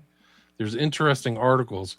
But what's really this is what he wrote about Epstein. Jeff, from David, "It's depressing to see how you're once again being dragged through the mud. I'm still proud to call you a friend. I know you're strong, but still, hope we can catch up sometime soon. David A. Ross." And then like all the stuff goes in, but and it says sad, forward sad.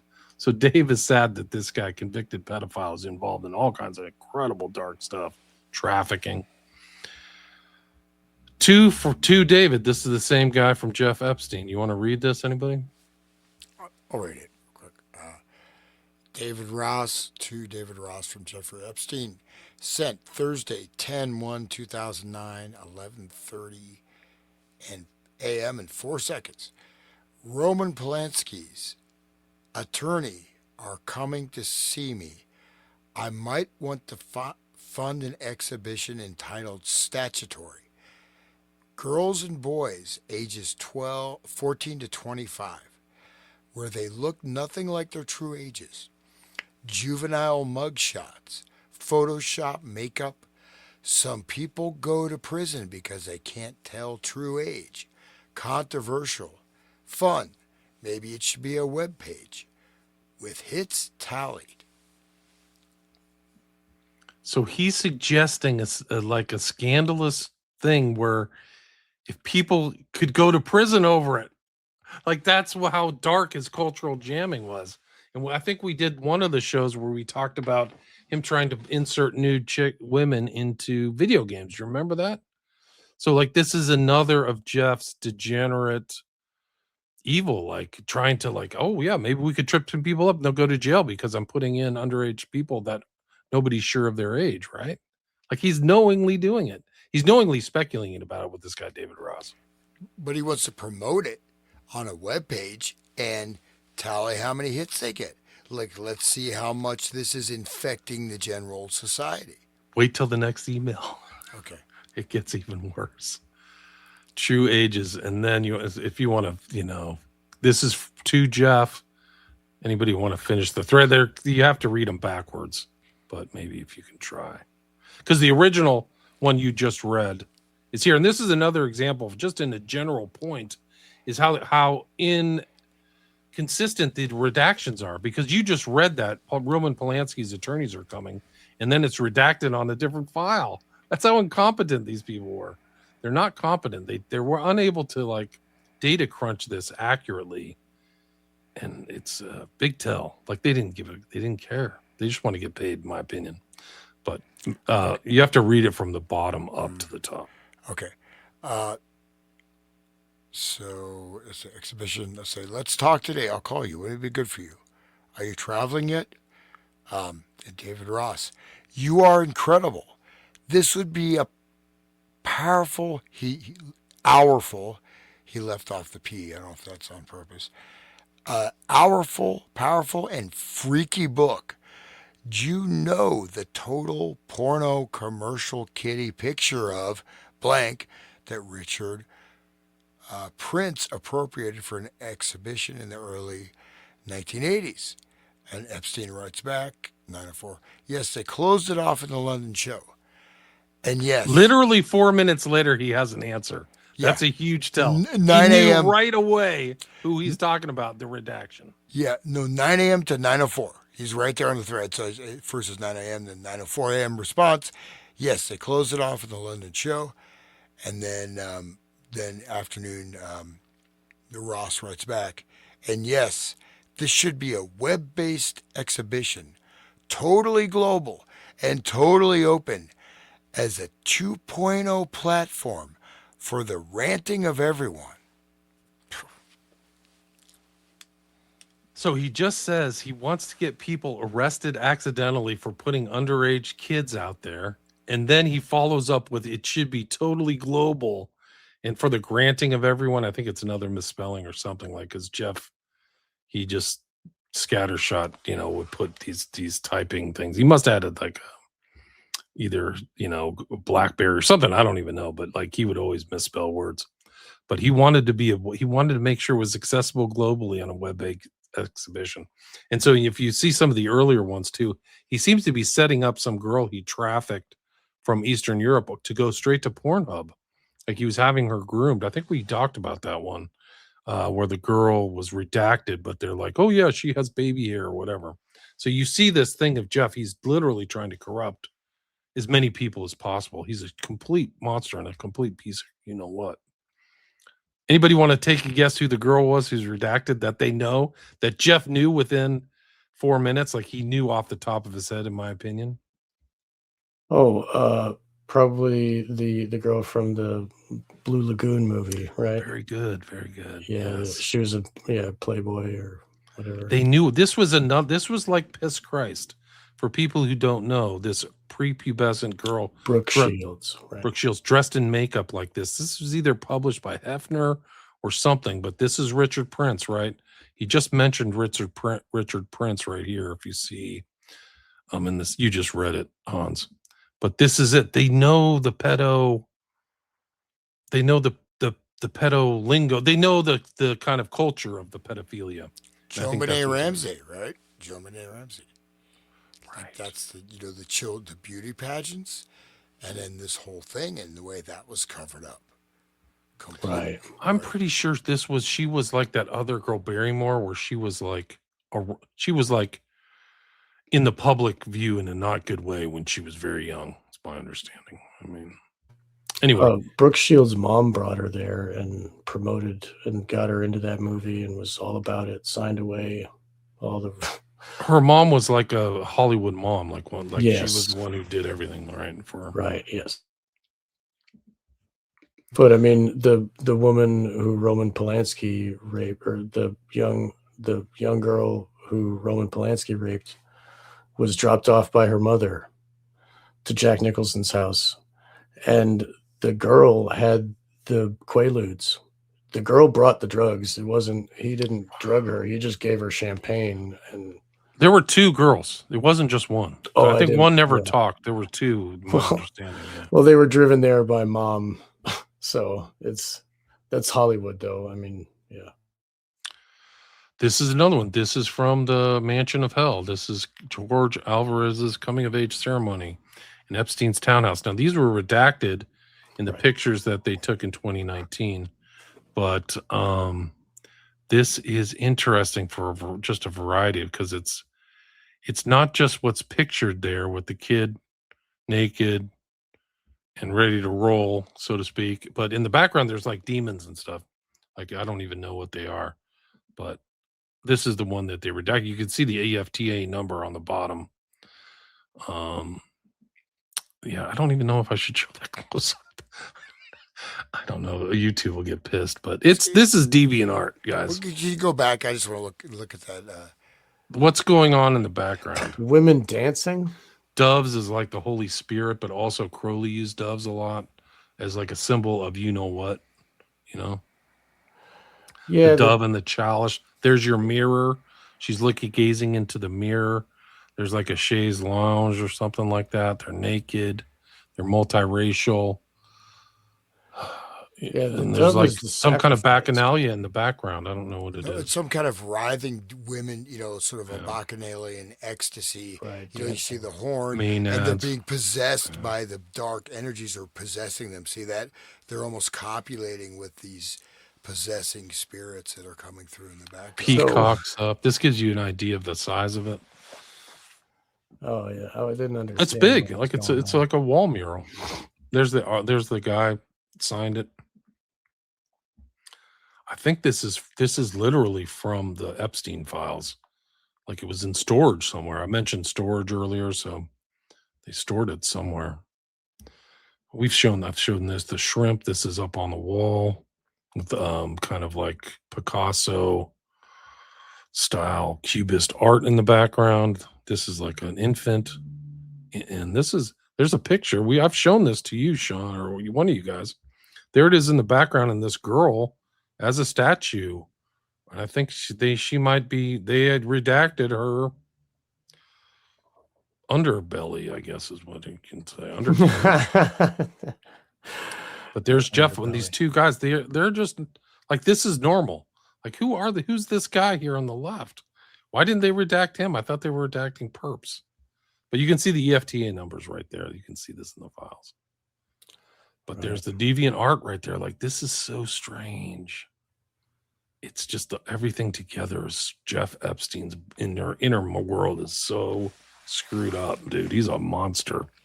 He should have been put down. Yeah. You got this lounge, and then you have this picture of this nude kid in a sink with this creepy artwork, which is just really not normal.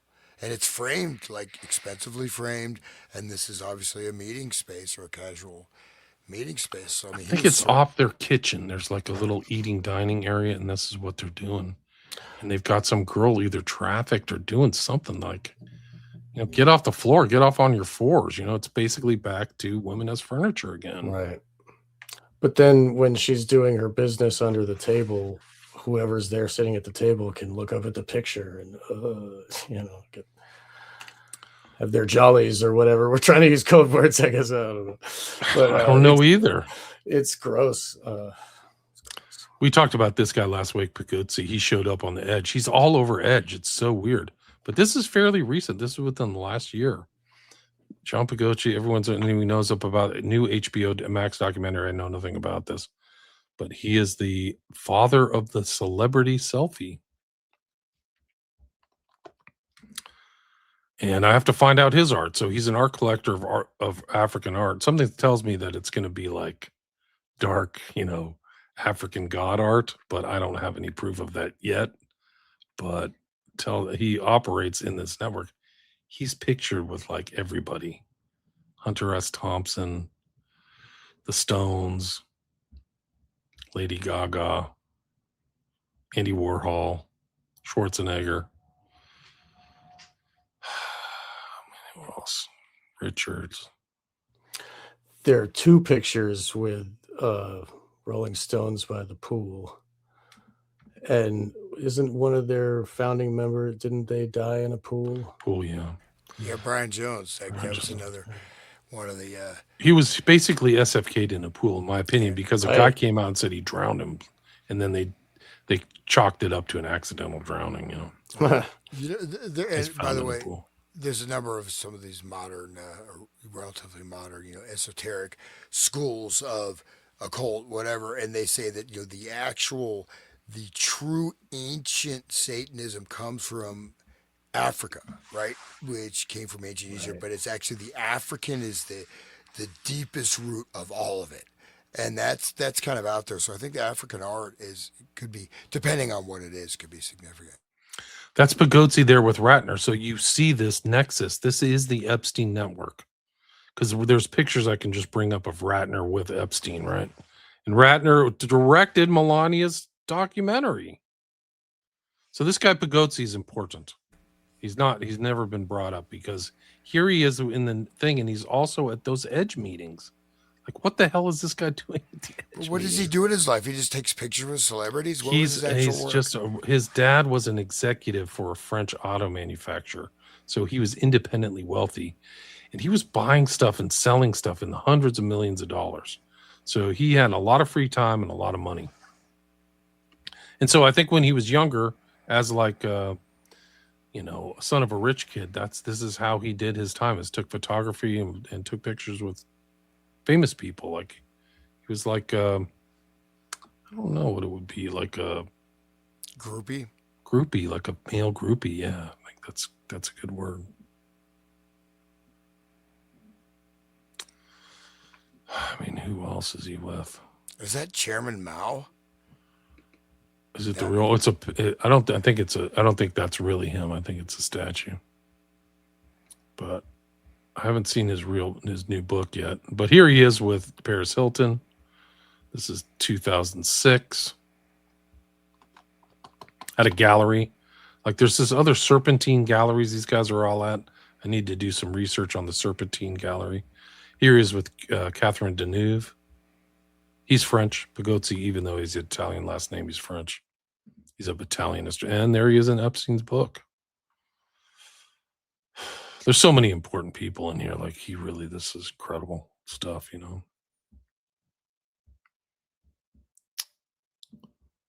there's his most recent. This book came out fairly recently, but there he is with Clint Eastwood. Jeff Koons says he did not have a relationship with Jeffrey Epstein after appearing in the files. Well, you didn't have a relationship, but you hung out with him, and it sounds like you went to dinner there, and you had him come to your studio, which I think is important. Does anybody know about Jeff Koons and his background? His face looks like he looks like a PDF file. I mean, just look at that smile. Jeez. This is one of the richest artists of our time. This guy's worth $500 million selling this kind of like deviant art, in my opinion. But here he is for the Paris sculpture of not 10, not 12, but 11 anuses. 11. And why is it an anus? I don't understand. I don't know. Many French find the work a little too suggestive. Why is it just the French? Why isn't it anybody? Just general person. Why do they single out the French? Rainbow colored flag. Bouquet of something. And he did it for like 9/11 or something. So I would say this falls into the joke. For 9/11. Yeah. 11 anuses for 9/11. Great. It makes perfect sense. It makes perfect sense. And I'll bring up, I think I have the emails in this. He's a Thelemite, right? Balloon. He's 11. Okay. Naked kids, the whole thing, right? This is him, 1998. This is a huge statue of like multicolored, like rainbow 11s. Oh, right. Yeah, the rainbow. Bouquet of something, yeah. And the rainbow is Lucifer, too. We talked about that a long time ago. Rainbow Bridge, right, Yeah, to Lucifer. Right. He did in a Made in Heaven series, which is infamous of people engaged in the act of coitus, I guess. Coitus. A series premiered at the 1990 Venice Biennial and caused an immediate media sensation and critical backlash, described as pornographic, cynical, and shameful. Yeah. Modern Adam and Eve narrative. But many saw it as crude self-promotion. I mean, at least with Piss Christ, it was well lit. I mean, what is this crap? I mean, it's just... There's nothing. I guess it's something about him. I guess this is him on the far left. I don't know. Ew. And this is a famous porn star. From back in the day. Like this is another thing that was like in the news. Was that the one who was underage? Tori? I don't think so. Tracy Lords. Tracy Lords? No. I think her stage name was Cipollino. She's Italian or something like that. Cipollino or something.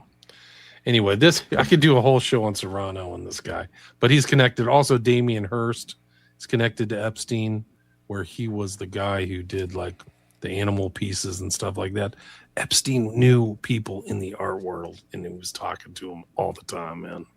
It is really crazy. That woman did not look comfortable with her back on the stones like that. That dude is a monster. But it's pornography. It's not art. I mean, that's for sure. Art. It's straight up porno, right? He's selling it for huge amounts, though. Like you talked about that black box for $80 million. Like this is a guy who puts together stuff, and people pay $5 million so that they can say, "Hey, I've got this guy Jeff Koons, and he's a celebrity artist, just like Serrano or Abramovich," so they can brag to their friends, like, "Hey, isn't this cool, man? Look at my cool 11 anuses." But do you think it's like, again, I think that's the mockery. These guys are basically hacks. They're not good artists. It doesn't matter what they're painting or conveying.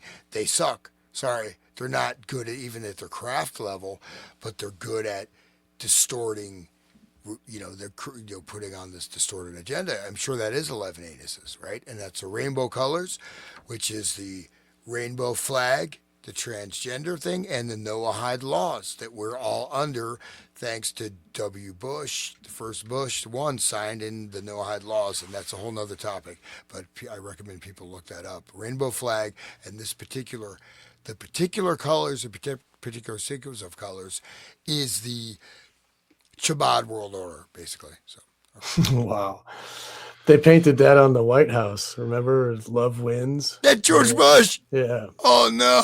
Oh no, this is art, From man. Jeff to Ann Oh Rodriguez. man, this isn't an art gallery. I guess I don't get out enough. Jeff Whoa. sent this. This Dude, I want was to stay in important. if that's what's out, dude. Who would want to go visit a fucking?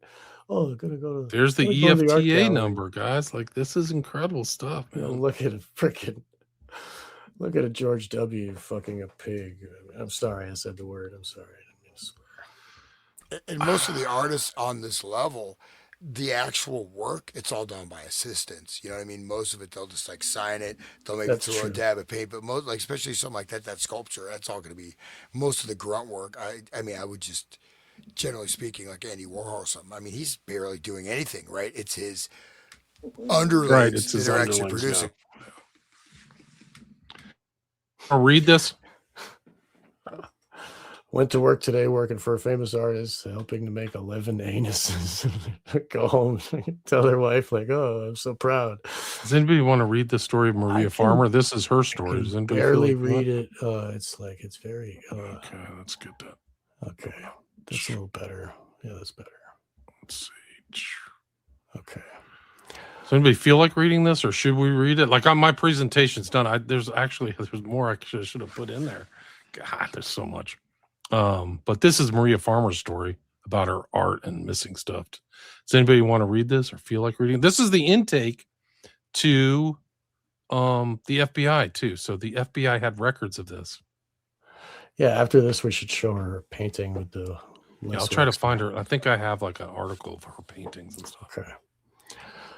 All right. Jeffrey Epstein, child trafficking, drafted by blank. All right. Details.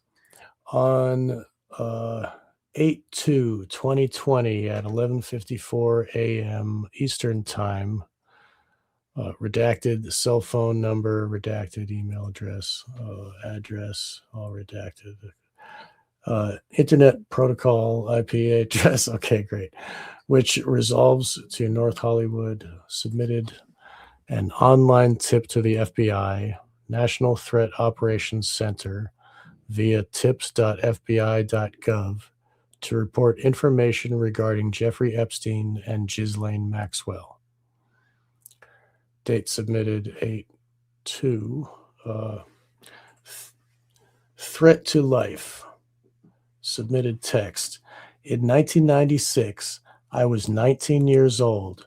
My entire art portfolio was finally ready to apply to art school. I showed my best art to former high school classmates. Several were Israeli. I was friends with Serbians who were friends with the Princess of Yugoslavia and the lingerie model actress Serbian Canadian blank, and her ex-boyfriend, the actor Matthew Settle, who owed blank money, and they set up an elaborate plan involving a false romance and grooming me to ultimately be approached by Ghislaine Maxwell and Jeffrey Epstein several days after all of my artwork. Next page. Disappeared. All of her artwork disappeared while Matthew helped the Israeli moving company North Star Moishes moved me into my very first apartment in July 1997 when I was 20 years old in Los Angeles. In retrospect, there was a clear plot taking place, and I was introduced to Epstein early on at a bar next to where Matthew Settle lived.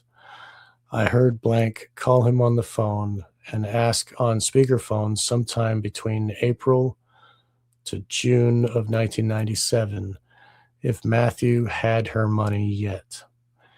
He said to me she would send the Serbian mafia to hurt him if he didn't come up with the money. He did not mention that my artwork was where the money was going to come from. The friend of mine who told her Serbian friends about my artwork, which started chain of events culminating in the disappearance of all my artwork is named Jasmine Tizad. One of my stolen paintings is of Bill Clinton's head on a woman, Hillary Clinton's body. I painted it between November 1995 to January 1996. I was a teenager. I drew my own dental impressions in the Ray Johnson estate collage. I also drew one of my fingerprints, and that art is made out of pieces of my high school calendar, which fell apart from overuse. So I glued the pieces into thick cardstock and drew designs and drawings around the glued pieces. I also traced my own handprints on that art. I also drew a replica of the art on the cover of my 12th grade high school play production program, and I also wrote the fictional bio of Ray Johnson.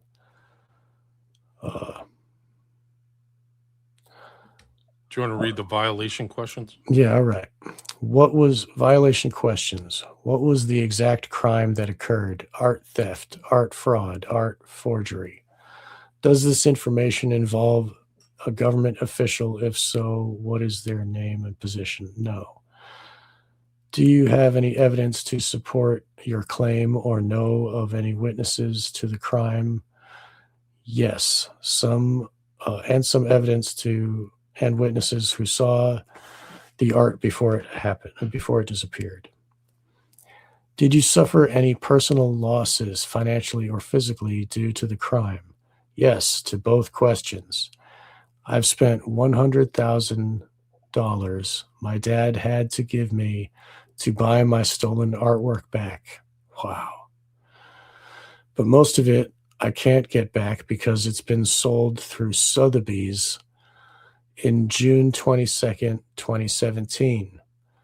London catalog art, the 2017 London catalog artwork misattributed to a variety of artists. Also, the D.B. Henkel paintings are my stolen forged paintings. Some of the Paul Tobler stolen paintings are mine. The Adler Beatty Ray Johnson estate. How long has this activity been going on? Since 1997, when it disappeared in Los Angeles. Some of it is also in the Adelson Gallery. Miriam Adelson and the other guy. Some of it has been sold to Tony Podesta by a fake artist. 3 paintings are part of Jeffrey Epstein's estate. One of those falsely claimed by Patrina Ryan Clyde, who used my 3 of my paintings as her collage portfolio art. Do you remember who Patrina Ryan Clyde is? She was at the beginning of this presentation. She was the one who did the 3 paintings of Clinton in the dress and Bush and then Obama, and then the right? airplane too, right? So this is her tie. I'm pretty sure this is Maria Farmer. This is her tie to the Miriam Adelson family and the Podestas, which ties back to Podesta's emails, guys. Incredible stuff. So this art world is the tie that puts together these separate things that are separate in the minds of the public. They're not, according to Farmer. Nobody ever asks her these questions, too. Like you'll see her in interviews, they don't know the information, so they can't ask the right question because they don't know. And sometimes she does. To my knowledge, she's never divulged it. Do you want to continue to finish this one out? Sure. Yeah. Additional info: Ray Johnson Estate online website. The artwork is listed in the Smithsonian Museum's online art and is falsely attributed to a deceased person in the art gallery world named David Bourdain or Bourdain for the year 1998. It was stolen from me in July 97.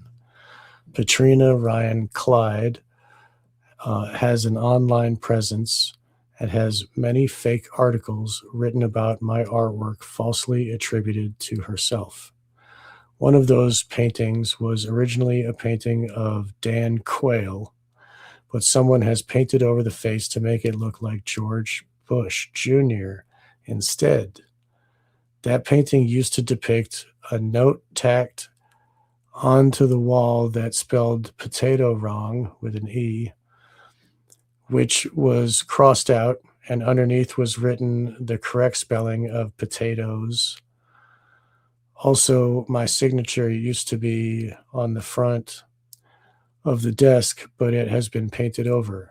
I usually use permanent marking pen ink for my signature, so it probably can be detected using the appropriate technologies for analyzing art. This applies to all of my stolen paintings, but my drawings were often signed in pencil, but I drew my fingerprint. My dental impressions and my traced handprints on the Ray Johnson estate art that is listed in the Smithsonian. There is a lot more information about fraud and forgery going on with Sotheby's, London 2017, and D.B. Henkel in Traverse City. It would like to share all information in depth so that all of these fake, forged, worthless paintings that were stolen from me can be removed permanently from the big money art market and hopefully returned to me because they belong to me. They are sentimental personal property, and I will never get over this until these people are stopped from their art fraud. Another fake artist has a Serbian name, Biljana Djurjevic, and Tony Podesta's bought all of those stolen paintings of mine, including one that is a self-portrait of myself at 19 years old. How is contact known? This is the person who owed the Serbian Canadian model blank money, was connected to Mark Epstein, Jeffrey Epstein, Jean-Luc Brunel, Ghislaine Maxwell, Elle Macpherson, and her manager Stuart, the professional magician J.B. Ben. Who would have thought Elle Macpherson would show up? I've never heard of J.B. Ben. I don't even know who that is either. I don't know either.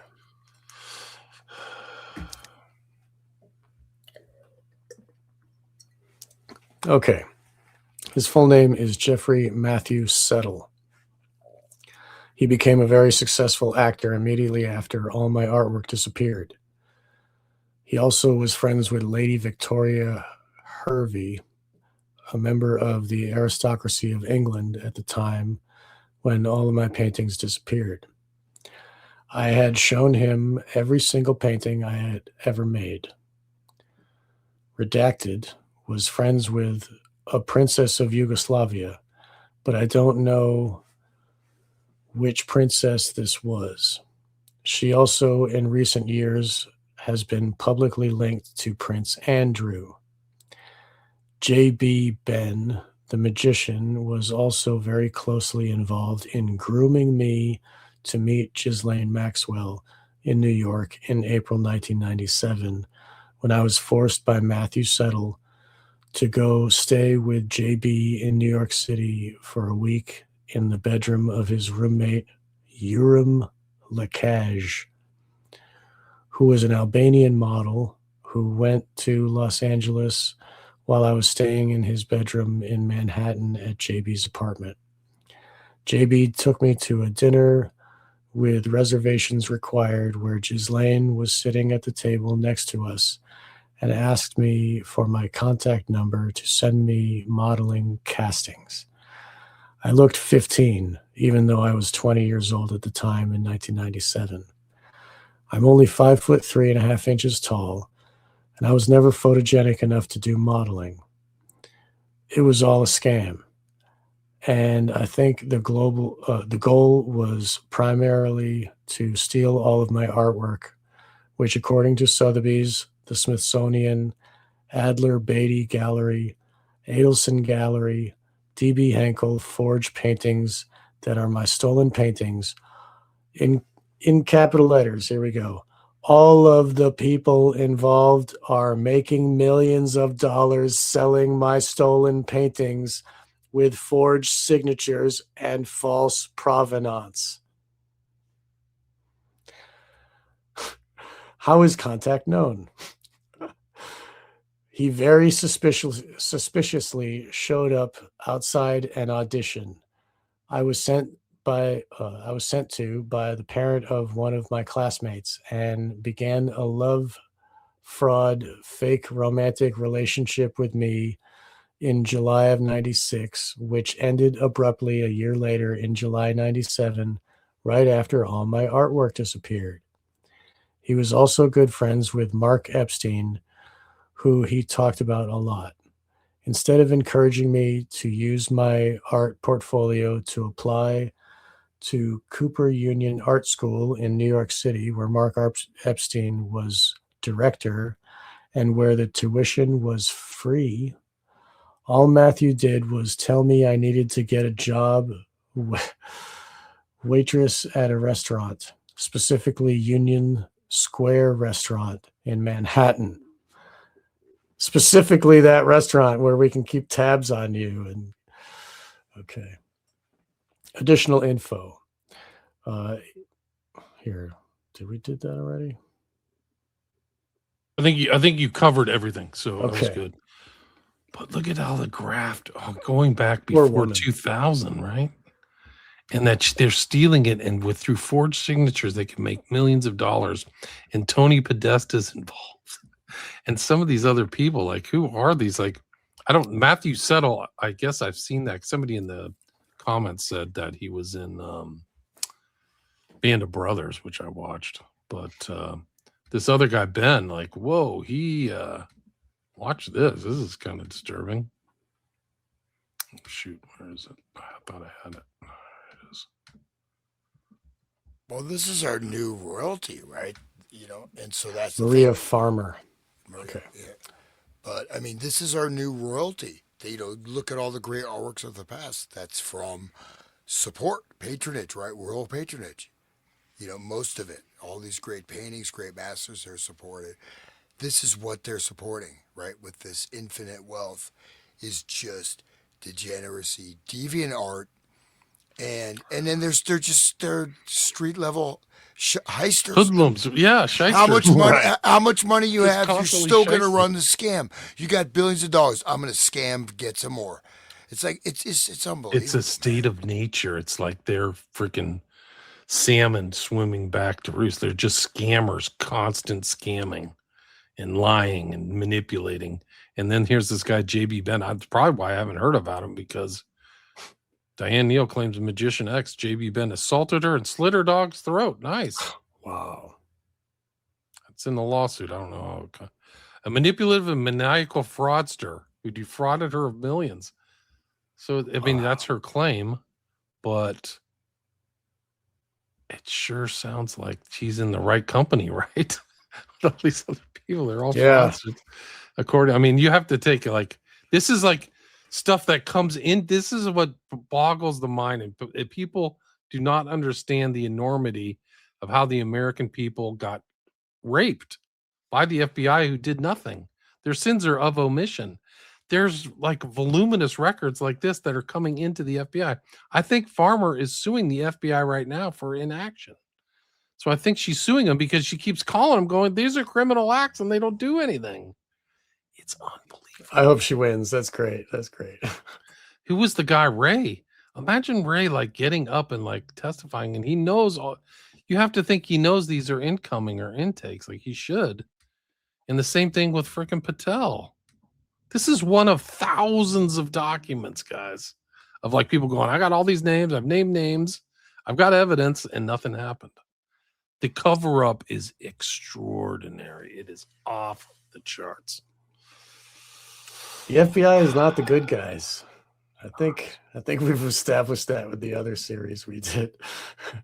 Well, that's the thing. I mean, Hoover, with his army of, mind controlled assassins. I think in that what we looked at before, that's the beginning of the whole MK Ultra program, right? And as you go through that, but basically, of course, you know, Roy Cohn was blackmailing Hoover, man. They had the hotels. He'd come in, he'd wear his dress, and the whole room was wired, sound and video, right? So Hoover, through Roy Cohn to the mob, Hoover was completely also controlled, which means that all the blackmail material Hoover had on everybody else was also controlled, right, by that same valve. So, and So it's this guy Settle was in Gossip Girl. Wow. So that was the Girl that featured Epstein's mansion, right? Wow. So that's an interesting thing. So this guy Settle. There he is. Wow. It's all one big web. One big web, one big network, guys. Wow. Just so crazy. That's all I got. That's all I got. Well, We're this has 2 been hours, 10 fantastic. minutes. Yeah. This has been fantastic, William. Thank you for that. I You think it's always still bring the the tip of the best. iceberg. Like there's stuff I'm looking at. It's like even more stuff to look at. Like you could do a whole show on Coons, but I didn't get into Hearst. And there's probably other artists that I don't know that are in these files that like you'd have to know their names to look them up because they're impenetrable. You have to know the code words and names to look into them. And even the people who offloaded all the information, they've done a terrible job. They don't seem to understand how the data sets are organized because there's two late data sets, 9 and 10, that have most of the files. They're like 1 million files. And somebody needs to get them and data crunch them. It's just, I can't do it. I don't have the capacity to do I was that. able to download them. I got the torrent, and the torrent downloads real quick.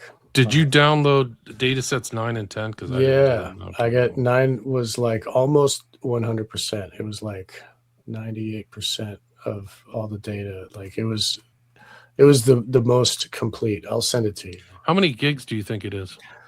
I can see. I can look it up here. 1 second. so who owns the ninth gate? It's the ninth gate. Yeah, Bartow, you asked earlier the end of Ninth Gate, the ritual. That is a Crowley ritual. It's called the marriage of the harlot and the beast, or the Scarlet Woman and the beast.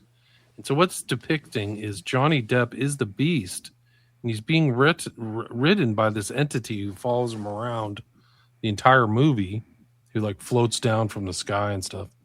And that is the depiction of the Scarlet Woman. So at the end of the film, Johnny Depp becomes the beast, much like Crowley called himself. Or the character of Johnny Depp. I can't remember the character's name. It's Corso, I think was his name. Oh, 9 is 186 gigabytes. Wow, it's so freaking big. How would you send a file that big? I'll send you the torrent. Yeah, I'll show you. Okay, just send me the torrent. I'll download it. Yeah. You sent to me too, Sean, if you don't mind. Yeah, you got it, you guys. It's fine. They did such a haphazard job on the whole thing. I actually posted something about what a joke it is, because the WikiLeaks stuff is so easy to look through, but like the Trump and the administration just shafted the American people with this really bad. They've done such a good job that even like credible journalists don't know the totality of what's in these files still. It's been 3 months. This is just part of it. I think I've scratched the surface, but yeah. Anyway, you guys want to wrap it up? It just goes to show that the art really encapsulates their whole operation. Everything they're doing is there on display. Like even the slaughtering of the innocents, like yes, they do harm babies, we don't need to get into that, but really it's all their mind, their actions, their will, it's all there like in the art, and they even steal it from victims. So they definitely Yeah. They're saying Maria Farmer was 26. Deb says so. Not night. So that statement's from another artist. I wonder who that is. Interesting. Why is that redacted? Has that person come out? Somebody knows more than this of this story. Send me an email, or if somebody out there knows more. I don't. Thank you, Deb. Yeah, good comment. Great comments from everybody from the chat. Yeah, it's true. Were there any questions? Maybe we want to. Does anybody have any questions? I'll Is just there say one information thing, on cost to taxpayers? Ananda Yes. Goswami was part of this whole Esalen and all this whole sort of elite, connected system. He said, if you control the art, you control the society. You shift the society, you shift the social will through art. So there's that aspect of it.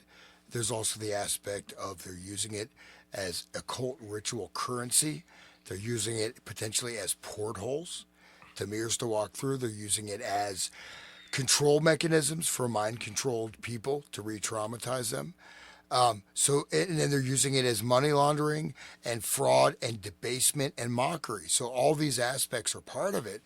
And it's just amazing that, again, all these, the nobility, they'd fund great symphonies, great works of art, cathedrals, and now what they're doing, whatever, I don't even want to comment. Banana tape to the wall. Yeah, no, banana tape to the wall is one thing, but this is like deliberately, and it's not even, transgressive. How many more boundaries are left to break, guys? No, you're showing ultimate brutality of the ultimate debasement of the human condition, yet this is their currency. This is the world they live in, right? This is the legacy. I don't know. It's kind of hard for me to fathom, but I guess that's what it is. So. I think the takeaway is they live much differently than us, and it sounds like they have like the morality of pirates. Like they're just pirating other people's art and stealing it and treating these people as disposable entities and harassing them, and just the nastiest, inhuman, witchy, occulted stuff imaginable. And they all try to keep it silent. Of course, they would have to keep it quiet. Like they willfully keep this from the public. So it's really important that it's exposed. So thanks for listening, everybody. We had about 330 live listeners on all of the platforms. I don't know if you guys want to. There is a second Trumpy Bear commercial. I don't know if you guys want to get into that. No, if you want to. I don't know if it. Rich Bannon funded Seinfeld show. Bannon was involved in the transaction when he was at Goldman. He was involved in the rights to Seinfeld. So not the original thing, but the syndication of Seinfeld he was involved in. I think the transaction that took place. So he wasn't really a creative by any stretch of the imagination. I'm already smiling. Oh, no. Oh, I'm already smiling. Oh, no. Just do it. All right. It's going to piss off Hans's wife because he's going to be laughing again. No, really she's well. actually not feeling well, and so she's been scolding me. She's like, "You don't care if I die, do you?" I'm like, "No, I do care. Don't die." Yes. I said, "Don't die, please. I'm about to watch Trumpy Bear." Okay, here, wait 1 second. I have to make sure it doesn't go through my TV so that it would. Yeah, is there any sound on it? External head. Yeah, it does. Okay, here we go. Favorite and most talked about bear is back. Introducing the one and only newly redesigned Trumpy Bear. Trumpy Bear's tie now features America First. His thumbs up. Let everyone know he will always be there for you.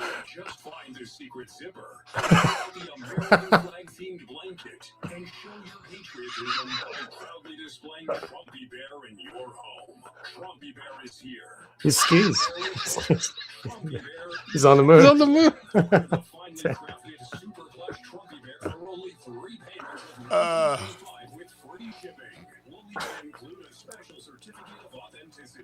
It better be authentic, damn it.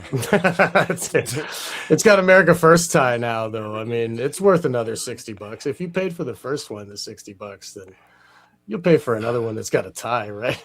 Now that I know it's up, I'm glad I did. I almost made the purchase of the old Trumpy Bear.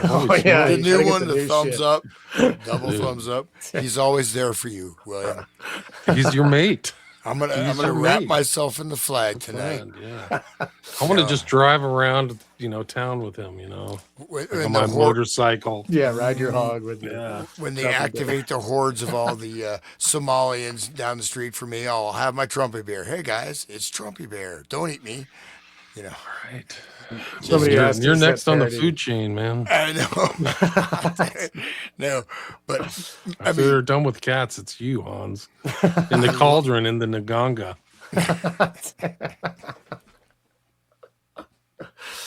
Oh. All right. So it wasn't parody. That is real. People can look it up. you can not only look it up, you can buy it. Yeah. Incredible. It's incredible. Don't fall guys. don't fall for counterfeit Trumpy bears. I have to take Get next the week. certificate, right? Yeah. I have to take next week off, but I can do. We should go through all the intake stuff. I can probably start organizing that because it's just absolutely incredible. It's like unadulterated. Like I've got crime after crime and like nothing's going on. Like it's so crazy. Like what does the FBI do all day? Are the guys like playing like Candy Crunch or something? Like what the heck are they freaking doing? They're drinking with Cash Patel. You know, he's just getting hammered all the time. Hammered like Grok the Clown. Like Yeah. that's what they're doing. I mean, they're just getting. I mean, Cash just gets smashed. I mean, he's a hardcore drinker, man. They say he's drinking all weekend. They all are. They've all been caught drinking. Yeah, Hegseth drinking at the thing where Trump look at the dude's jock. Rubio was there wasted. Like he was wasted. Rubio's like he's like ooh, like he's woozy. Like They probably have to be like, performing like that, and harming the world and burning Gaza and all that shit. Starting World War III, like, wouldn't you be getting drunk if that was your job to start? Yeah, I think so. If you were like that, sold your soul to like freaking Trump and the Epstein network. Like I think Hans is right, and he's restated this. Like you're going to start to see the reverberation sooner than later. The last tanker from the Middle East made it to California like today. So then, like, imagine those other countries that don't have the resources the U.S. have, who aren't getting certain tankers. Gas jumped Consequence up. would be millions and millions of people in pain. $2, Consequences are vast. Yeah. $7 a gallon premium now from $4 just today. Yeah. You go to Costco, parking lot, every place is filled. Rice, this is like Atta, whatever. $7 for the bag. Now it's $20 a bag. Wow. We're talking about. And it's just, I think it's hitting now as the first peak, but it's gonna be like, we'll see inflation like you never dreamed of. And there's no reason to panic, but people are panicking, at this point. Yeah. It's only going to escalate. It's going to accelerate because then people are going to pay that over time and realize I got to refinance my whole life or what's the word? Like recalibrate my whole finances. And I can't afford crap as it is now. Right. Like wait till the food is up. Like holy crap! I got. I shared with William because we were talking about him getting some external storage for his computer, and this thing I bought, it's external hard drive and it's HDD. It's not the solid state, and I thought it was a good deal at the time. 22 terabyte external hard drive. I bought it on the 2nd of February of this year. And now I looked it up for William to tell him because I bought it for $310. And I said, "Oh, William, it's a pretty good deal. It was only $310." And I look it up, it's like almost $600. It's like $570. Same one. And I'm like, what the fuck? I just bought it in February. It's April. I guess now it's May, but still, like, it's only been a couple months and it's already double. And that's not the solid state. The solid state ones are crazy prices. For a while now, they've been very expensive, but now the HDDs are going up. So Crazy. So we'll be off for next week unless you guys want to do something. Maybe you guys can get together on Sunday, but I'll be out of town. But we can do the intake stuff. And also go over, I have a whole file on the cover up, like how serious the cover up is. But I think going over the intake files and organizing them shows how big the cover up is, because people are calling saying these guys are crooks, and nothing happened, man. Nothing happened under Trump. It was all covered up under Trump and Ray and Patel. Call center cash, guys. It's almost like Trump was made president again so that he could cover up everything and let Ghislaine out of jail, and And start the war. I think start the war. The devil's Trump, that's the thing. Right. The beast of the apocalypse. I mean, they see him as Cyrus, right? So he's seen, there's a Trump coin. They were calling him the Messiah in Israel, right? So the Chabad and the Masonic and stuff, he's dialed in there. I mean, who knows? We should watch that. Have you seen the Trump Gaza video? Have you seen that? Are you talking about the What Lego stuff? Or, No, this is Trump's promotional video of Oh, when he takes right. over Gaza with the gold Trump statue in the middle of the square. It's all AI, and Elon Musk is in it and stuff. We should definitely check that out. That's interesting. The Trump Gaza, generated video. That was. I think Have that you was seen the before the Trump election. gold statue at Doral at his golf course? No. Oh, well, you're in for trouble. Well, William's on point with it all. here we go. It's your lucky day. Last time we saw him with his square up with the MMA guy, but today it's going to be Trump statue, Doral statue. Where is it? This guy. Yeah, this won't get us kicked off YouTube. We lost No. the stream last week. You know what? Yeah. It's only 1 minute. Can I share the Trump Gaza video? This is his. Is plan it copyrighted? No, it's not copyrighted. It's AI anyway. Yeah, Nobody owns it. and it's. Should I text you? Sure, I just man. text YouTube link. I mean, it's 51 seconds, but this is his plan to rebuild Gaza, with his new, protocols. I just sent you in the private chat. Okay, here it is. This is. It's I worth found seeing. him. It made me think much better of him after seeing this video. Bow down before the mighty golden one. This fist in the air. Freedom. Oh my God. It's funny. Like, this is when he made himself. So he's like deifying himself. He's not like somebody else. Oh, Trump, you should do this. No, I'll put it out at my golf course. Looks a lot skinnier than he really is, too. Obviously. Sure does. Yeah. Okay, let's see. Private chat. It looks like it's actually made of butter. It doesn't look like it's gold. It looks like it'll melt in the sun. This is Guardian. That'd be a good Simpsons joke, I guess. I don't know. Dude, this could I can't play it. It'll just blow up the entire show, like all the 2 hours we've done. Oh, really? I had to take the last one down. Yeah, YouTube won't show it. So you can check out. I'll put a link. Here's the link right here. People can just watch it themselves. Yeah, thank you. This shows it like Gaza's a resort. He put out in extremely good taste during the genocide. Extremely good. I had to take down both of those things off of YouTube because of the MMA thing. The MMA. Yeah, thing. UFC got pissed. Too. Yeah. So you can see the whole. If you want to see the video, you can go to Rumble, guys. Watch it on right. Rumble. Yeah. I gotta run, guys. Anything All right, else peace you want out. to say? You want to wrap it up? Thank you wanna so much. Promote yourself? Yeah. Well, first of all, how about you, William? You're the guest. Promote yourself. Yeah, just but then done a lot of stuff on Epstein. You can see my more recent shows that I've done. I did 3 shows last Saturday that I reposted, and it's just really one of the most important stories. And this art is one component of it, and I think it shows the insight into Epstein's mind. I mean, we stated that last show, so I think it's important. But yeah, check that out. William Ramsey Investigates. You can check out all my old shows. I've got like 1,700 episodes. We've done so many old shows and series. And you can just, if you can find a good podcast like Podcast Addict, where you can actually search, have a better search function, which is really strange because some of these sites like Spotify and Spreaker do not have good search functions. Like they're not doing good job of like data mining or data crunching, or I don't even know the term for it, but you can see some of these old shows and check them out there. My website's William Ramsey Investigates. I post all this stuff in the PDFs at my Patreon page. You can check that out. I actually respond there. That's the best way to contact me, or my email, which is William Ramsey Investigates at proton.mail. But thanks for having me, guys.